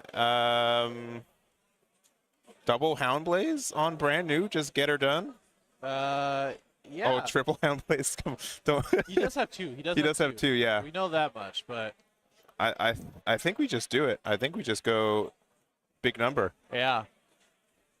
Yep. All right. 6K, 9K, 10, 11, 12, 13. 13K. That should be it. Yeah. No dice. There it is. I love that Avi just went back to basics. I talk about it all the time for Sakazuki. Don't get tunnel vision, that type of thing. Yeah. I am super happy Avi just went back to basics. I got a bunch of attackers. I got a bunch of Don. Let me just take you down. Yeah. I've known Avi for quite a bit now. He's a super solid player. Yeah. I can tell, man. I can tell. Consistency is a word I'd use with it. And in this match, just even I will say his hand was not great. He had some bad cards. Yeah. And maybe some bad sequencing, but that wasn't his fault, but made the best out of it and, really was able to get through it. Yeah, yeah.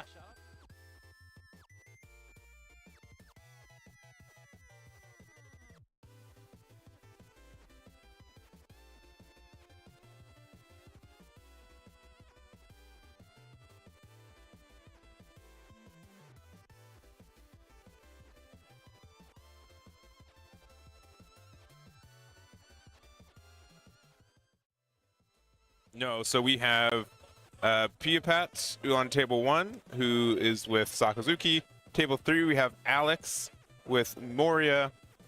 And table 4, we have Dylan with Sakazuki. So 3 Sakazuki and Moria left. Probably follow our Moria player. Okay. And see what that looks like for the next round. But sure. Only have 2 more, and it's top cut tomorrow. Yep. Yep. And again, this is not the end of the day, and this day is not the end of the weekend. No, we do have 2 more rounds, see who our undefeated is, but that's just for seeding in the top 32. But anyone who's, with an X3 record at this point, I think is in a good spot. So, yes. Brian, anything from you before we take our break? Cool. Got 2 more to go. Yep. We kind of already know what we're going to be seeing, which is perfectly fine. This last match was great, and it's a great, what's the word? Yeah, I would say showcase of what a solid Sakazuki player can look like. Yeah, so, definitely. I think Avi is in that group for sure. That's what I meant. Good. We'll see you guys in a little bit. Yeah, we'll be back.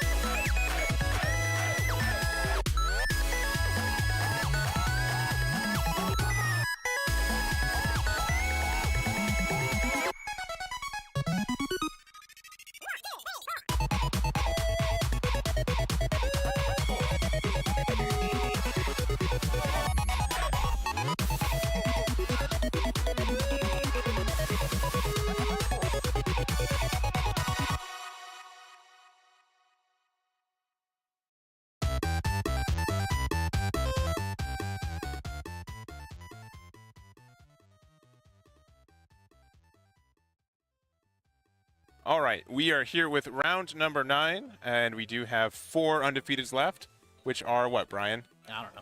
Okay, well, they are... It's Sakazuki, 2 Sakazukis, right? Nope, 3 Sakazukis. 3 Sakazukis and a Gecko Moria, never mind. All right. So we did try to spend some time getting an interesting X1. We weren't able to really find one, unfortunately. No, so I don't even think unfortunately is the right word for it. But we're going to go back to our single Moria and Avi, who we saw win last round as well. So that's going to be table 2. Table 1 is a Sakazuki mirror match. And then we'll probably watch the finals next round to see who's our top seed going into day 2. Yeah, which makes sense. Yeah. Just kind of what everybody wants to see if I had to take a guess. But this time it's going to be a little more traditional. Yeah. Which, we talked about this. The early half of the predictions. Tournaments, Yes. where we got to see more less generic matches, I guess, but got to see a lot of cool matches, and these are cool too because now we get to see the top of the line, the best of the best, Gecko, Sakazuki, etc. Yeah, 100% agree. And like we already saw, Avi had a super good close game last game, and I even say his cards were not the best. He was able to play with what he had and do very well with it, and we're going to see how it does against Gecko Moria. I would say so far, with these guys not playing anything yeah, on both ends, maybe not the best start, but hey, that's this is just early. We're real early in there. Yeah, so no 1-drop Tashigis, no 2-drop brand news, but big 8 going into the Moria, going to go down to 4 pretty quickly, and we're going to probably pass it on back. So no Sindri or no brand new from our Moria player either. But we are going to see a 7K swing, which we're going to probably pitch something and then go right into maybe a Perona. Yeah, yeah, looks like a Perona. So we also discard a Suru and Rablucci, which is pretty good fodder for a potential Gecko Moria later in the game. Yeah. And we go down to 3 for Avi pretty quickly as well. Yep. Both of these players obviously know this matchup. Should be no surprise to both of them that these decks exist. A little different from Yellow Purple Croc, right? Yeah. All right, so a quick pause on the 5 Dawn for Avi. Looks like we have Rebecca. Oh, discarding the Sabo. You can get it back. It's fine. Yeah. Gonna pay 3 here for Ahina. Gonna Houndblaze this one already? Yeah, Houndblaze or Alma. Yeah, Houndblaze it is. Gotta go ahead and Houndblaze, swing a good amount right into their face. We're gonna take it. I do like the AK swing early on because that basically says like, hey, you're gonna be on my level. For life, not so much for hand advantage, unfortunately. But, no, but still good. Yeah, it's still going to be good because now we're on life parity. We got a body on board and basically did the same thing that Gecko Moria did, really, right? Like we're taking away the advantage of being in the trash and bottom decked it, and we're probably going to see an Absalom on this next swing. Yeah, and it just really depends. The fact that we're just not automatically doing it means that we might not have it, or we're just seeing, oh, is it better to play it off our leader effect, which I think it is, right? It is. However, I mean, we did draw something out of the Great Eruption, so that's always going to change something as soon as you draw. As far as I can take a peek, we do see another Perona. I do think so on the right side. Absalom with a total of 3 Dawn being used, get a 2K out. Pop the Hina. We can get it back with Rebecca, so like that's probably something that Avi is already aware of, thinking a few steps ahead. Sindri is gonna come down instead, though. 3, 4, 5. Still no Absalom. That's actually crazy. We might have it in hand though. Yeah, we're gonna attack. We're gonna discard 1, which is I think that's Absalom. Yeah, it is. Okay, yeah. So Absalom comes down. We're going to go ahead and pop the Hina. That's something that's probably expected by Avi. Like I said, we have Rebecca in hand. We can play it. We can grab it, play it out, etc. So it just really depends on what kind of options that we have in our hand right now. And we do see Alma. So that's something, right? For sure. If we have another Hina in hand, we can Hina, Amma, them both back to the bottom of the deck. Gonna take care of the Absalom that we've been struggling to get into the trash. Yeah, because I think that's the only copy in rotation that we see right now. Yeah. So bottom decking would be pretty impactful. Yeah, I like that play if we do go about it. We're gonna go ahead and swing here though. Swing a good 5. Discard Hodgeback. Did we get the Hina out? Oh, I think we're still doing it. Yeah, we're I think still we're doing just Okay. seeing what we get, and what we could have maybe done one more Dawn On the Sakazuki swing? on the Unless, Sakazuki swing. unless we Yeah. have, like, stage or something? Or Hina? Oh, we do Or, have a Tashigi. Okay. Sorry, yeah. What a great turn. Like, just extracting as much as possible in every turn, it seems like, from on Avi's side. Yeah, and getting Ice Age, so probably a good counter for a potential Moria, which I believe we're going to 8 Dawn on the other side, so I think so. good answer for that. Oh, no, they're going... Yeah, they are. Yeah, they are. Okay. So, quick 5k swing. Looks like into the Hina. Gonna have to decide if we want to discard something, but we do. I'm gonna tap the 8 for our own Gecko Moria.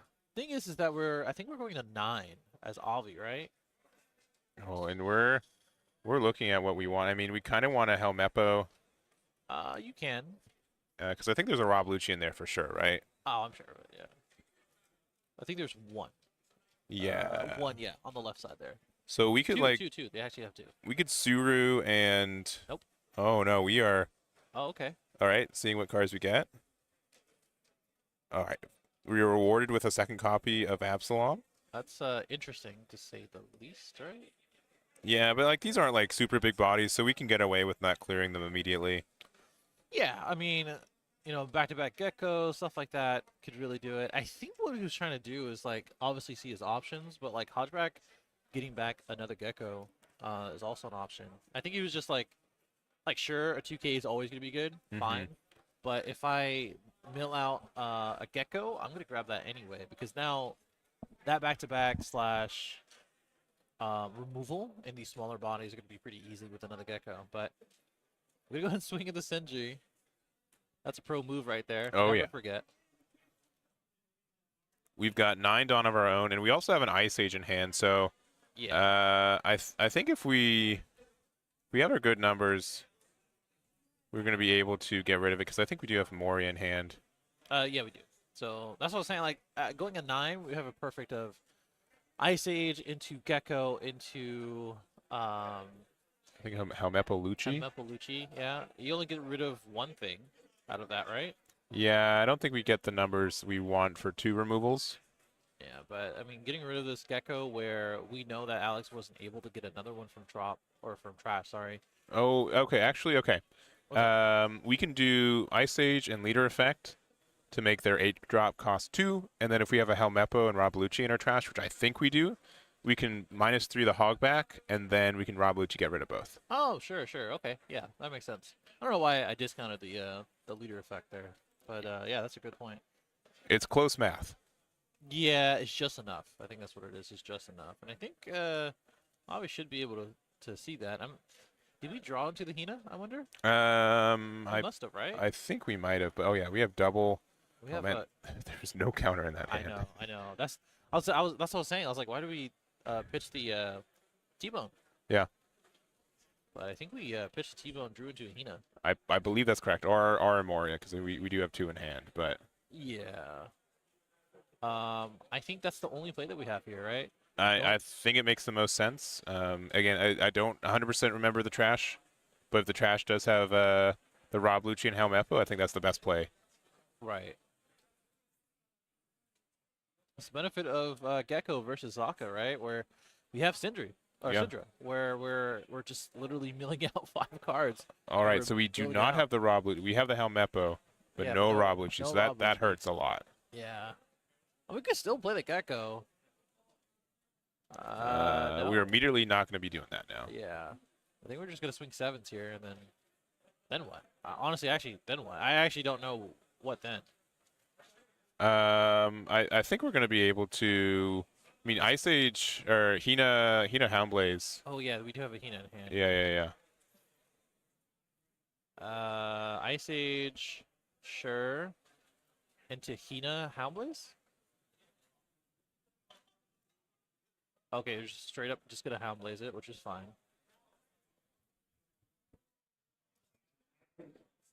So we're gonna apply it to our own Hina. Yeah. And just swing big. Yeah, that's gonna take it for sure. Basically just gonna, yeah, I mean, that's just guaranteed damage. Yeah, so a little bit clunky, but I do understand getting rid of their Moria, especially when it's not known if they have another Moria in hand on the other side. Definitely want to be able to block with this Rebecca to be able to recycle it too. Yeah. It's just kind of the issue of going first with Sakazuki is that if you were able to go second and have Tendon to do your plays. And an extra draw. Yeah, extra Dawn for a Houndblaze turn would have been amazing, but definitely with how it is, in a rough spot. Still no counter in hand. This is going to be easy take from the 7K swing, unless we're swinging at the, Yeah. And they do have another Moria, which is quite upsetting. 1 life apiece. Yeah. We're going to reduce it with a Helmeppo, I think. Yeah. This Hina. Yeah, and this will get rid of both bodies. Yep. And Gecko's so strong. It is very strong. In all aspects. The leader Yes. as well as the 8 cost. Running a bunch of 2Ks at the bottom of the deck. Yep. And going to be passing back. Yep. All right, hand is what? 2 Morias, a Hina, a brand new, and a 5th card we just drew. Nice.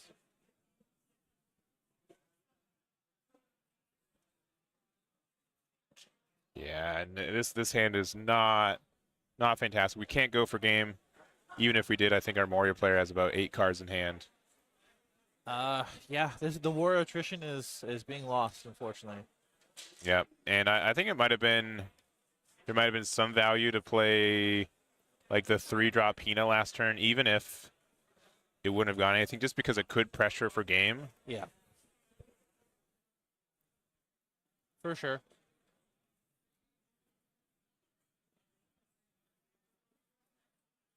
Obviously taking a good stare at cards and trash, seeing if there's a magic combination that this Gecko could get to help him out.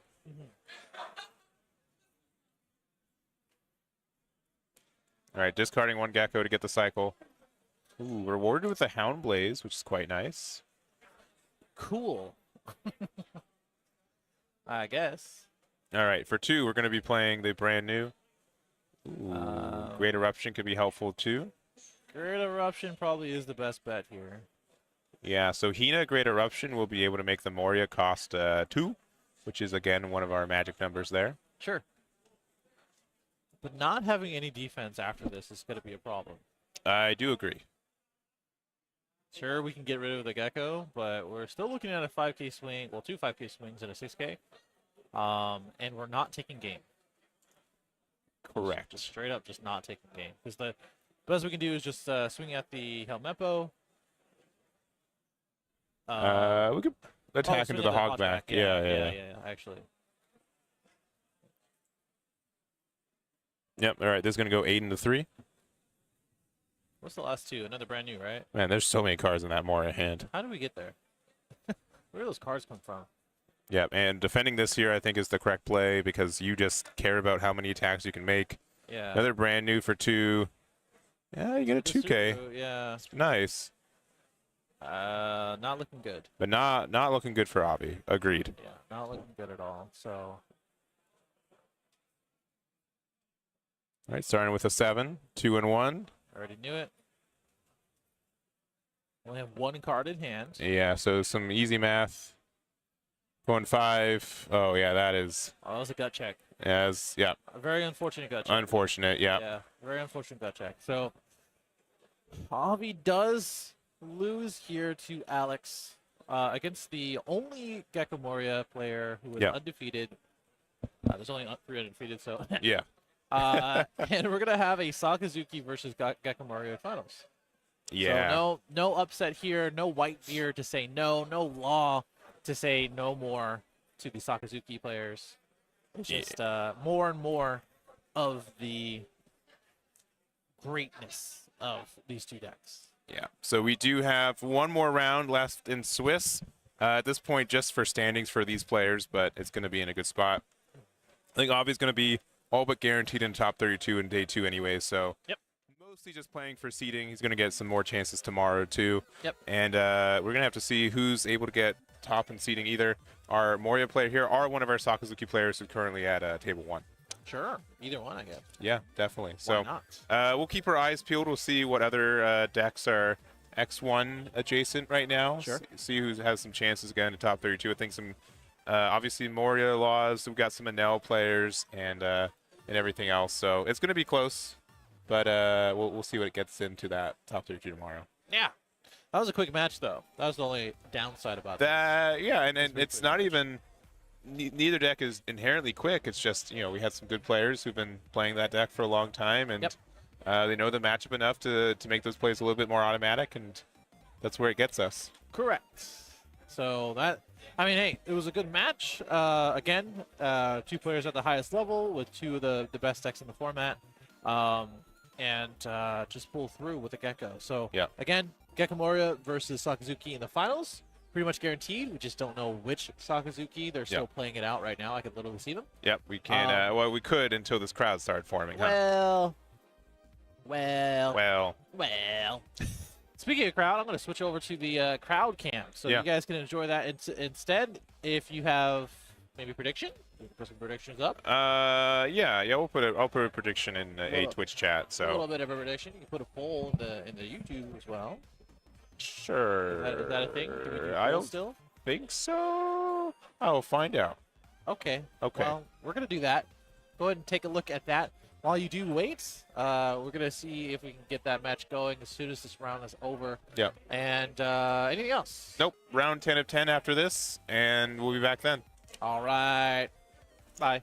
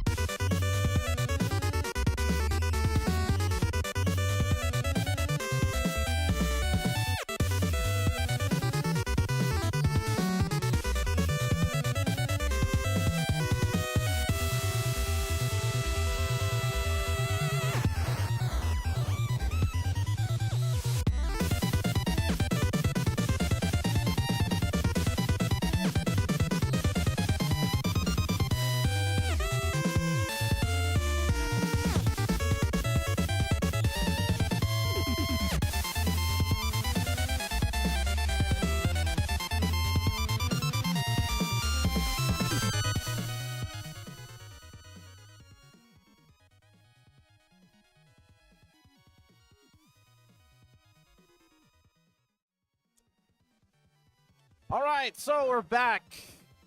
We're back. Finally, for the last round of 10. 10 of 10 is going to be... so, okay. Is round 10 of this CoreTCG Los Angeles One Piece Regional. And it's been a long day. Yes. I think we're on hour 11 or 12 or something like that. Something like that. And what do we have today? We have our finals. So real quick, just want to mention again, so this is a top 32 cut for tomorrow. Both these players are guaranteed in no matter what, but they are playing for seeding. Yes. Whoever has the higher seed will be able to go first in the top 32 tomorrow. So they get to choose. Sorry, they get to choose. Yeah, yes, okay. yeah. So that's why it's important for this one. And that's why we're saying this. So we can get first in Swiss. You also can lose round 1 of tomorrow, so it can be impactful for that. But it's what we got today. Yeah. So pretty traditional, and we talked about this for the last few rounds or so. Yeah. Ever since like round 6 or so, we've been seeing pretty much all the top decks, and of course the best players playing those decks. And we're gonna go ahead and go into it right now with our previous person playing Gecko Moria, Alex, versus Dylan on Sakazuki. Correct. So this is our finals match for our Swiss. So we'll see who ends up getting first in Swiss. Sakazuki are the Moria. Neither, I think, surprising. They're in this finals here. Yeah, I mean, if anything, it is the expected, and not so much the unexpected. You know, we've seen the unexpected as far as Whitebeard, right? Yeah. We've seen it with not so much unexpected for Law, but it is definitely a contender when it comes down to comparing to these two decks. So not quite there, but we have a whole top cut next day or tomorrow, really. Yeah. So we'll have we'll know what the top 32 is. Probably not for a couple hours, but we'll post it on our socials, and we'll know going into day 2 as well, so we know what we want. But should be interesting. Yep. This is around 10 of 10 before anybody asks again.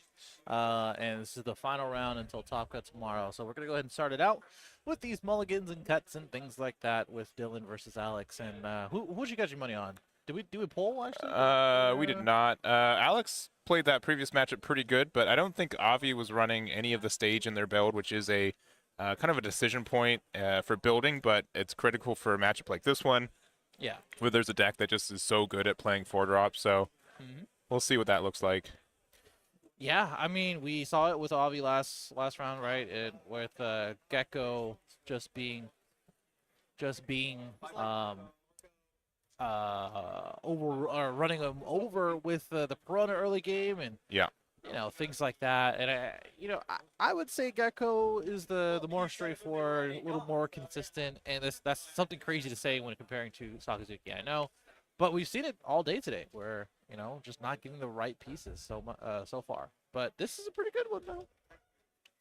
All right, looking at the top 3 off the brand name, we have a choice of a 1-drop Toshigi or a 2K T-Bone.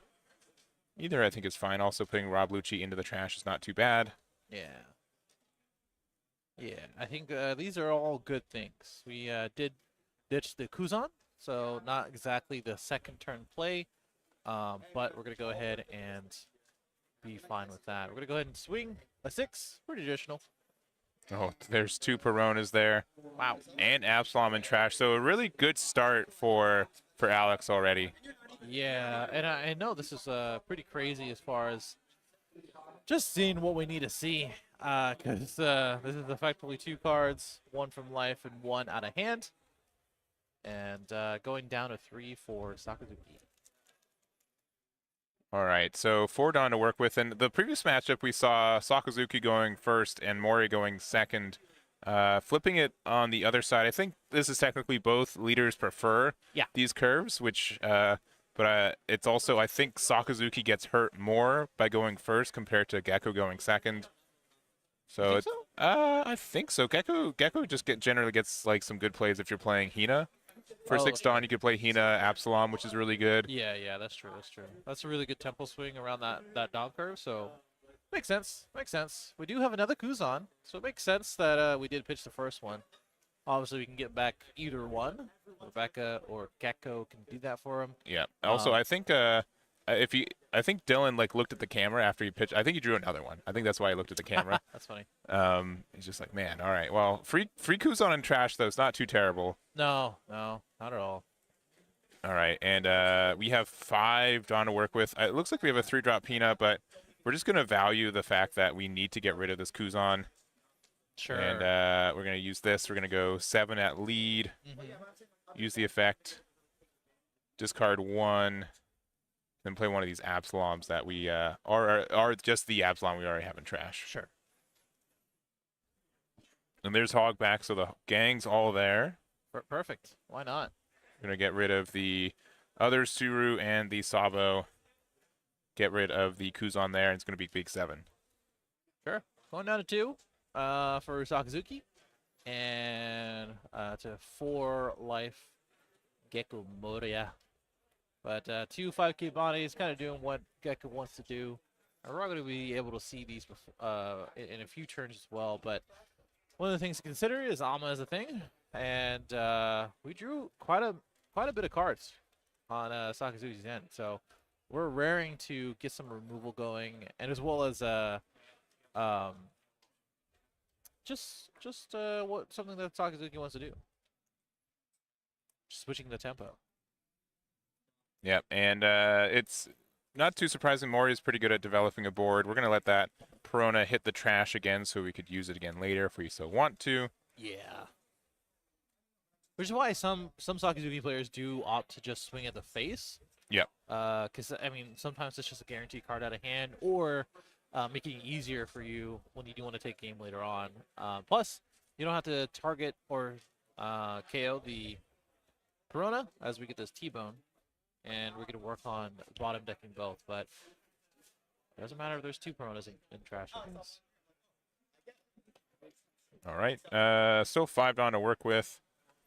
We could do... I don't think we got any removal, though.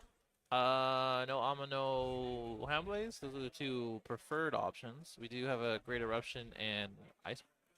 Wait, no, that's a stage. Yeah, so we'd have to, like, Great Eruption into finding, like, again, like an Ama or a Houndblaze. No. Nope, another Suru. We didn't do that. 4 Dawn, Rob Lucci would be good. T-Bone's a little bit too expensive for what it is. I don't think we have the removal we need though, unfortunately. I think we have a Rebecca though. Oh.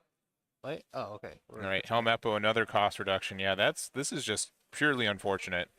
We've been seeing this all day. I think it's just an unlucky seat. Yeah. For Sakazuki on that side.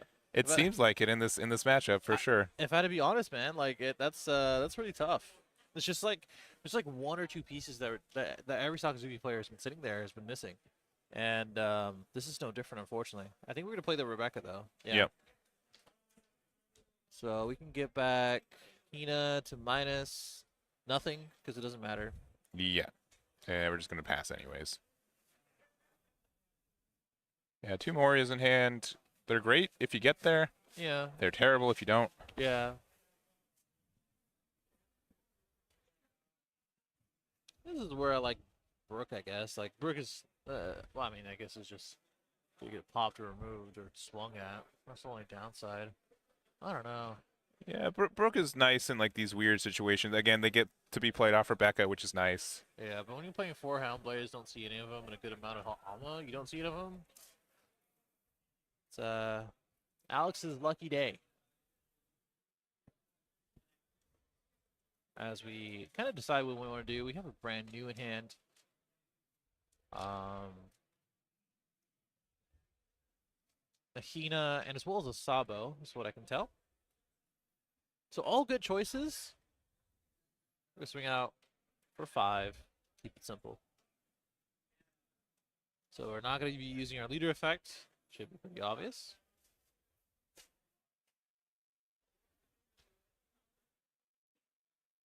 And we're going to go ahead and get a T-Bone out of the hand.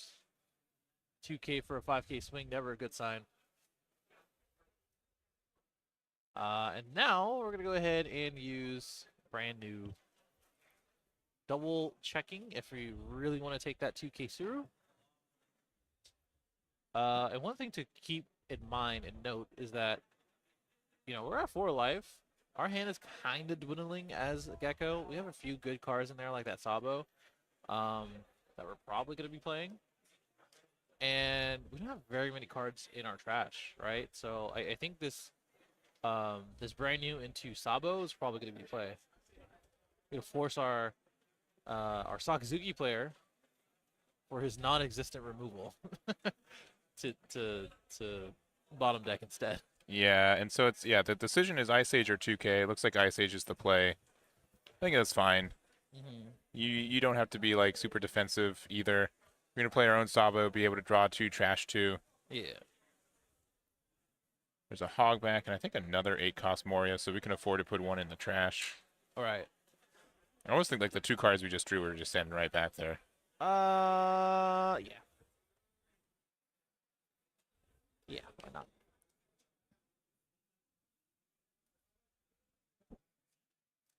Okay, we're just figuring out. Yep, there it is. So passing from there. Yeah, so that's what I was saying.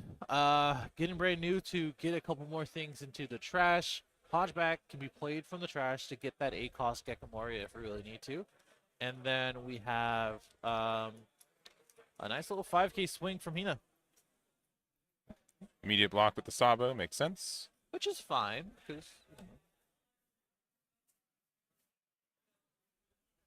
that was our leader effect. Swinging into the Absalom and reducing the Sabo.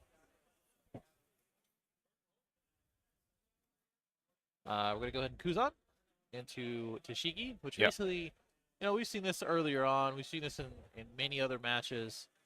There's like 2 different ways you can play Gecko Moria in Sakazuki. This is the way to draw. Other way is to reduce and pop. So, yeah, I think generally, the removal is like the prime example. But if you have like the tempo already, and you can get like the extra value, we even saw previously last round Alex used it to play. I think it was a Hogback and Sindri, just getting 2 bodies back, including like that Hogback, getting another card. Just being able to fill up the trash when it wasn't super full. Just very flexible card. Not to mention you just had options, right? I was talking about before where 2K is always nice, but if you get an 8-cost Gecko, like, and you don't have one in hand, may as well do it. Yeah, so, and that's like one of the definers I think for this matchup too, is that you're able to more reliably get more copies of Gecko out on the board. Yeah. But if Sakazuki is able to find just as many, theirs go a little bit farther. Yep. And I will say that like it's important to note that this was the first Gecko being played. If this was the second Gecko, it's usually a response to obviously their own or a board, right? So it like going the draw route with Gecko, it's probably the best bet as the first one. So, you know, I don't know if we respond with our own as Alex, but that Kuzan is going to be kind of a nuisance. Oh, yeah.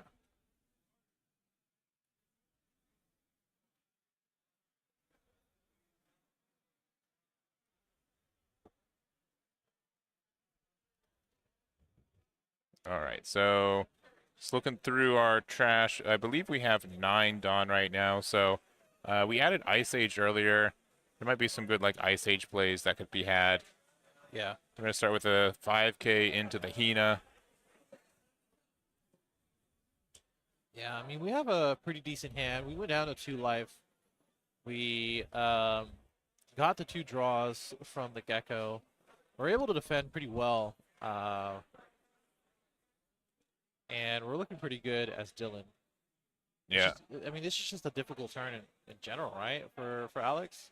I think so, and I think the main issue is that there might be a card that they have in hand that they're like, I wish was in my trash right now, and that's kind of like the big consistency piece that it doesn't get able to use, is that it's a lot harder to put our cards into the trash for use later compared to Sakazuki that for free wants to return, or even, you know, for benefit we can put a card into our trash. Sure. I think that's part of the thing of like, we've said it on both sides, right? When Sakazuki gets rolling, it's super powerful. It's great. He can draw cards. It has consistency, but then it bricks, or it doesn't see a 1 piece or 2, and then it feels really bad. And then on the other side of it, we were saying Gecko Moria is super consistent. It does the same thing over and over again, and now They were finding the kinks in the armor for this deck too. Where, what do we do? What do we do in this specific situation where we might be off by 1? Yeah, and again, like Ice Age into something would be strong. You can. Okay, so we're gonna commit. Or we're gonna use our leader effect even. Okay. There is some reduction stuff that you can do with Verona. Yeah. That's a thing, but I don't know if that's gonna be the play. I'm just gonna shut up for a second, just so I can see what's going on, because I'm actually super curious. I didn't expect him to use his leader effect. Let's just put it that way. Yeah, I'm gonna guess it's either Perona or Hogback. Either one is essentially a +1, right? So being able to use either, it's rather you get the card that you want, or your opponent gets rid of their least favorite card in hand. Sure, sure.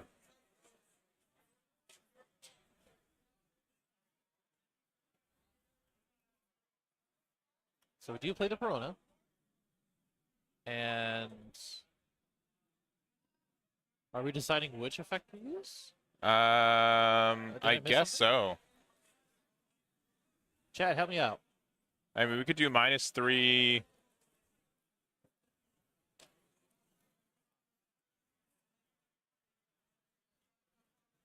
All right, so this is 6 in the lead.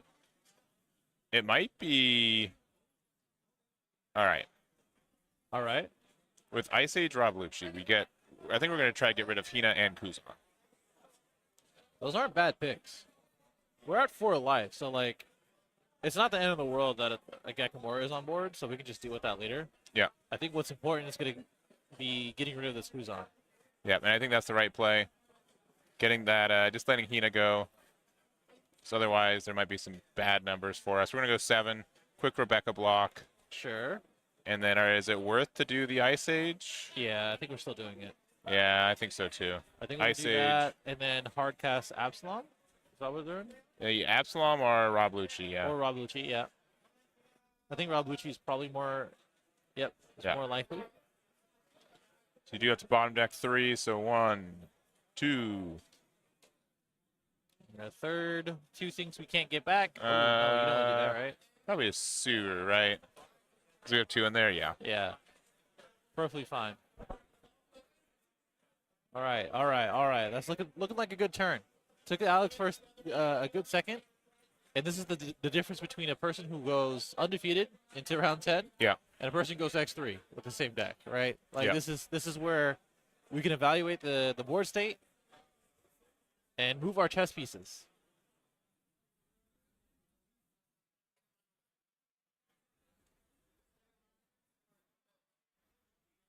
All right, so we have pretty decent board as Alex.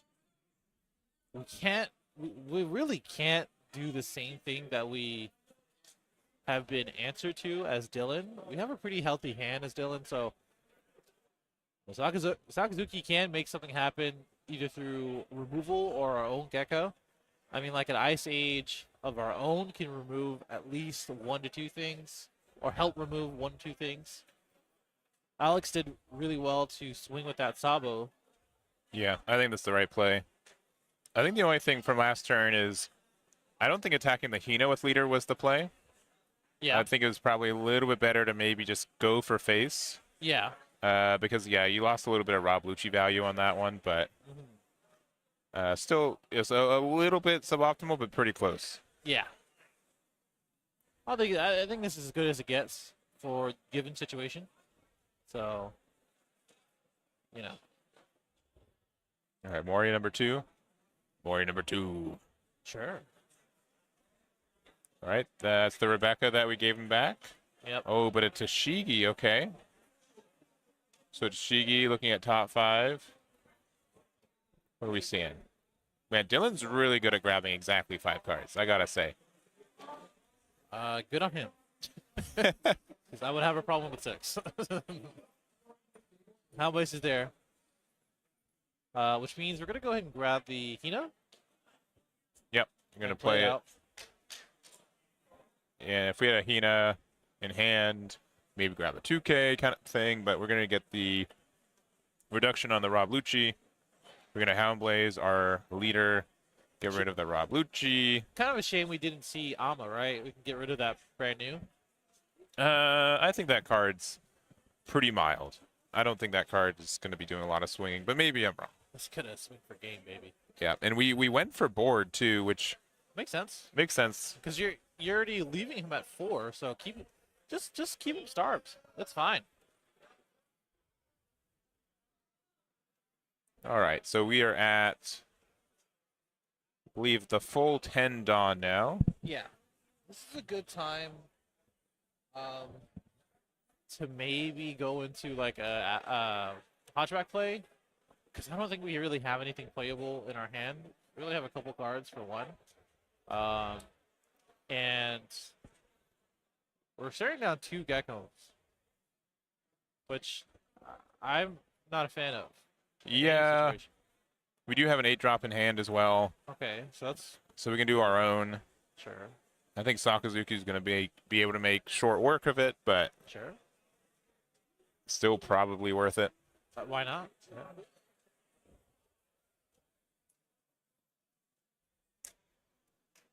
Question is, do we get rid of the blocker? Do we go for value again? I think the blocker's less important here. Yeah. I don't know. I think you're at a like I said, you're at 4 life, so if you have a way to get rid of one of the geckos, that might be the play.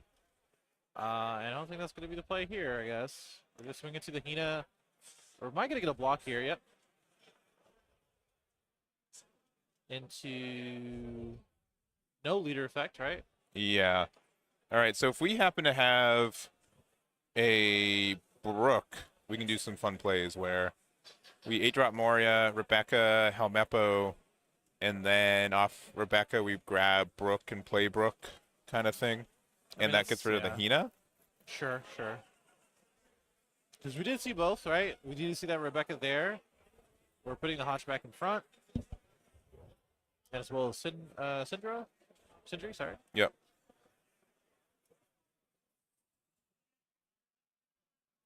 So Hunchback. Okay. Yeah, not what I was expecting. No. I mean, we might get another 8 costs. I maybe the thought is that, like, if I establish this one, I can start answering the other. Yeah, I think we're getting another 8 cost. Yeah, I'm just surprised we didn't do something to get rid of the Hina and or Rebecca to apply a little bit more pressure. I don't know. Where did that go? They're going to get another 8-drop to hand, and I'm guessing that's going to be probably it. Yeah. Huh. Okay. Sure.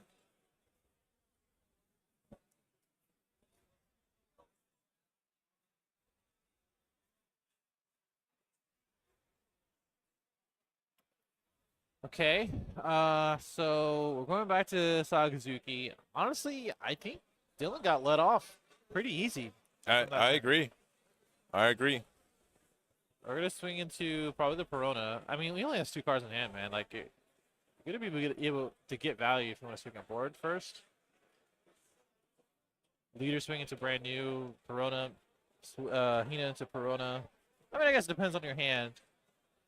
We're separating 4 and 5. Now 3 and 1. I think maybe thinking about a Sabo?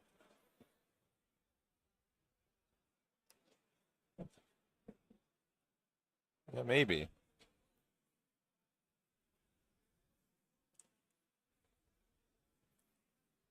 Really thinking about this one.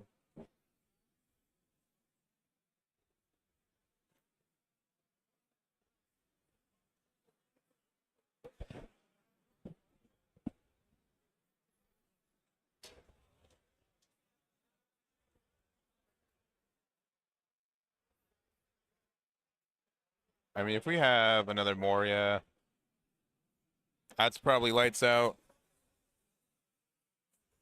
I mean, we're at 2 live. We have 2 geckos, so we can play out a blocker off the next gecko if we want to. Yeah. Which is cool. That's very nice. We can swing into our board, get rid of the smaller threats, and keep playing the starving game. Because eventually, you know, 3 geckos, 2 geckos, whatever it may be, might be a little too much over time. So 7 into Perona? I'm just kidding. No, we're just. How can we know if he doesn't know? I don't know. We're gonna know it eventually. He's gonna know eventually. All right, 7 into Perona. Reduce who? Reduce. Reduce who? Gotta make sure. Yeah. Okay. Cool. I don't think it matters.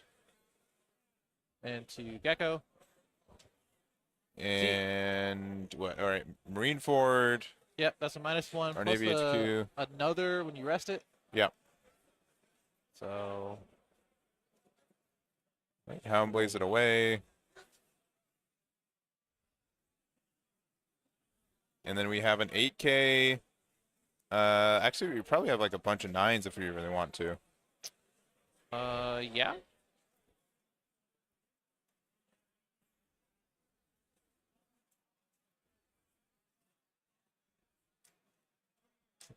I think the trouble is that if they have 3 bodies on board, we could just lose. Are you speaking of for Dylan? Yeah, that might be the case because we have 3 in hand. We still gotta swing these Morias. Right? So Yeah. All right, Great Eruption. that's pretty annoying. Pretty scary. I mean, we have 2 Hound Blazes in hand. So we can get rid of this brand new order Sentry, but like, I don't know. I mean, if you have another Hound Blaze, you lose the value, sure, but you may as well just use it and then swing all of that into leader with Gecko. Yep, that's what's going to happen here. And it's just going to be a big swing. And yeah, they do have 3 swings, technically, right? There are numbers. I mean, if we go, I think we can go 7, 7, 8. I think. Sentry is a 2K, right? 2K. So we're gonna put 5 on there. We're just gonna intuit that's a 2K in hand. Okay. So we have 5 more Dawn left. Okay.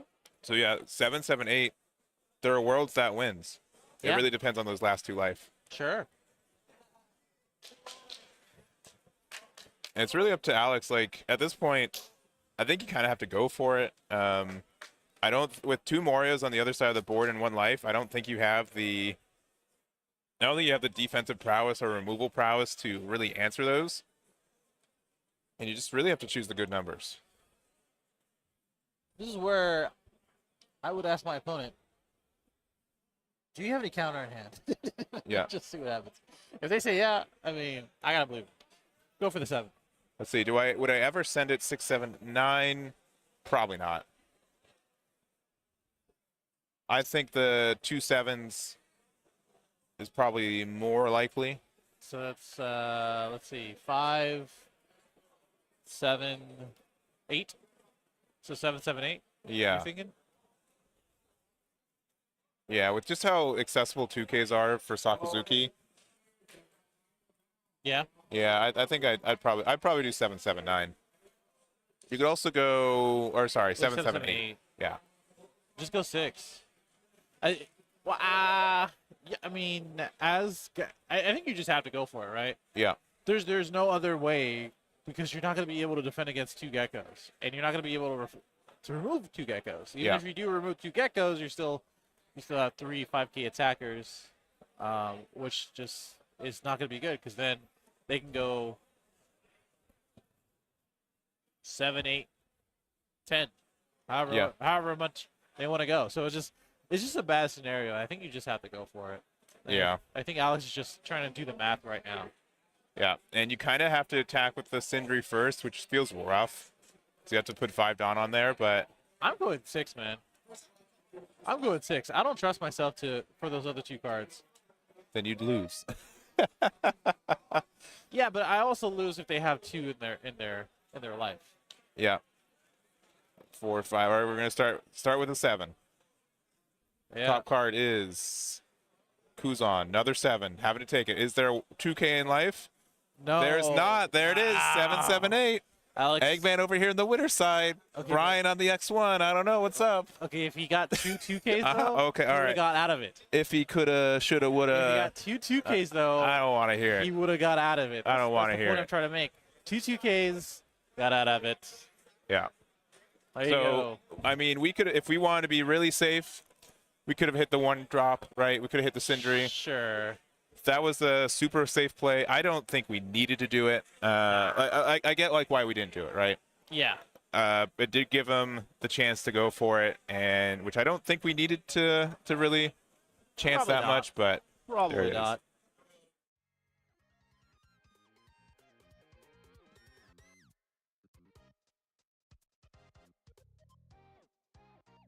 And I think, because we had to go for it, we just ended up being in a good place. Or not good place, but we just found ourselves in a win. Yeah. Like, it could have went completely sideways. Literally completely sideways. On that second swing, on that 7th swing. Yeah. We had 1K more or whatever, right? So, yeah. But super close game. Very close game.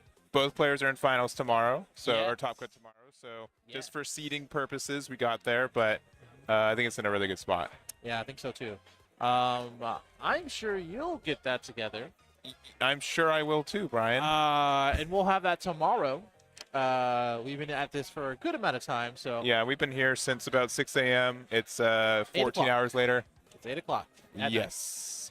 So we would like to go ahead and take a rest. Yeah. So either way, it is the finals, the round 10 with Moria taking it, which means he takes seeding or the better seeding for tomorrow for Yeah. top 32. Mm-hmm. Top 32 probably starts around 9 or 10. I'm not sure Yeah. Pacific time. Sure. Right? But we'll get more information on that. Yep. We'll know what the top 32 leader breakdown looks like as well. Yep. So we'll get that for you guys too. And it's 12 hours from now, 13, 14. Don't remind me. No. So if you haven't hit follow, hit those follow buttons. We're going to be live again tomorrow. Should be a Yep. good time. Yes. Sounds like a plan for me. Yeah, sounds good. So thank you guys very much for watching. Thank you for being patient for the timings and everything else. And again, tomorrow, top 32, best of 3 top cut into our grand finals. Correct. Today was best of 1 Swiss, 10 rounds. Tomorrow, top 32. You guys will see who's there tomorrow. Yeah, for sure. Maybe All right. tonight. I don't know. Who knows? We'll Okay, bye. find out pretty soon. Bye-bye.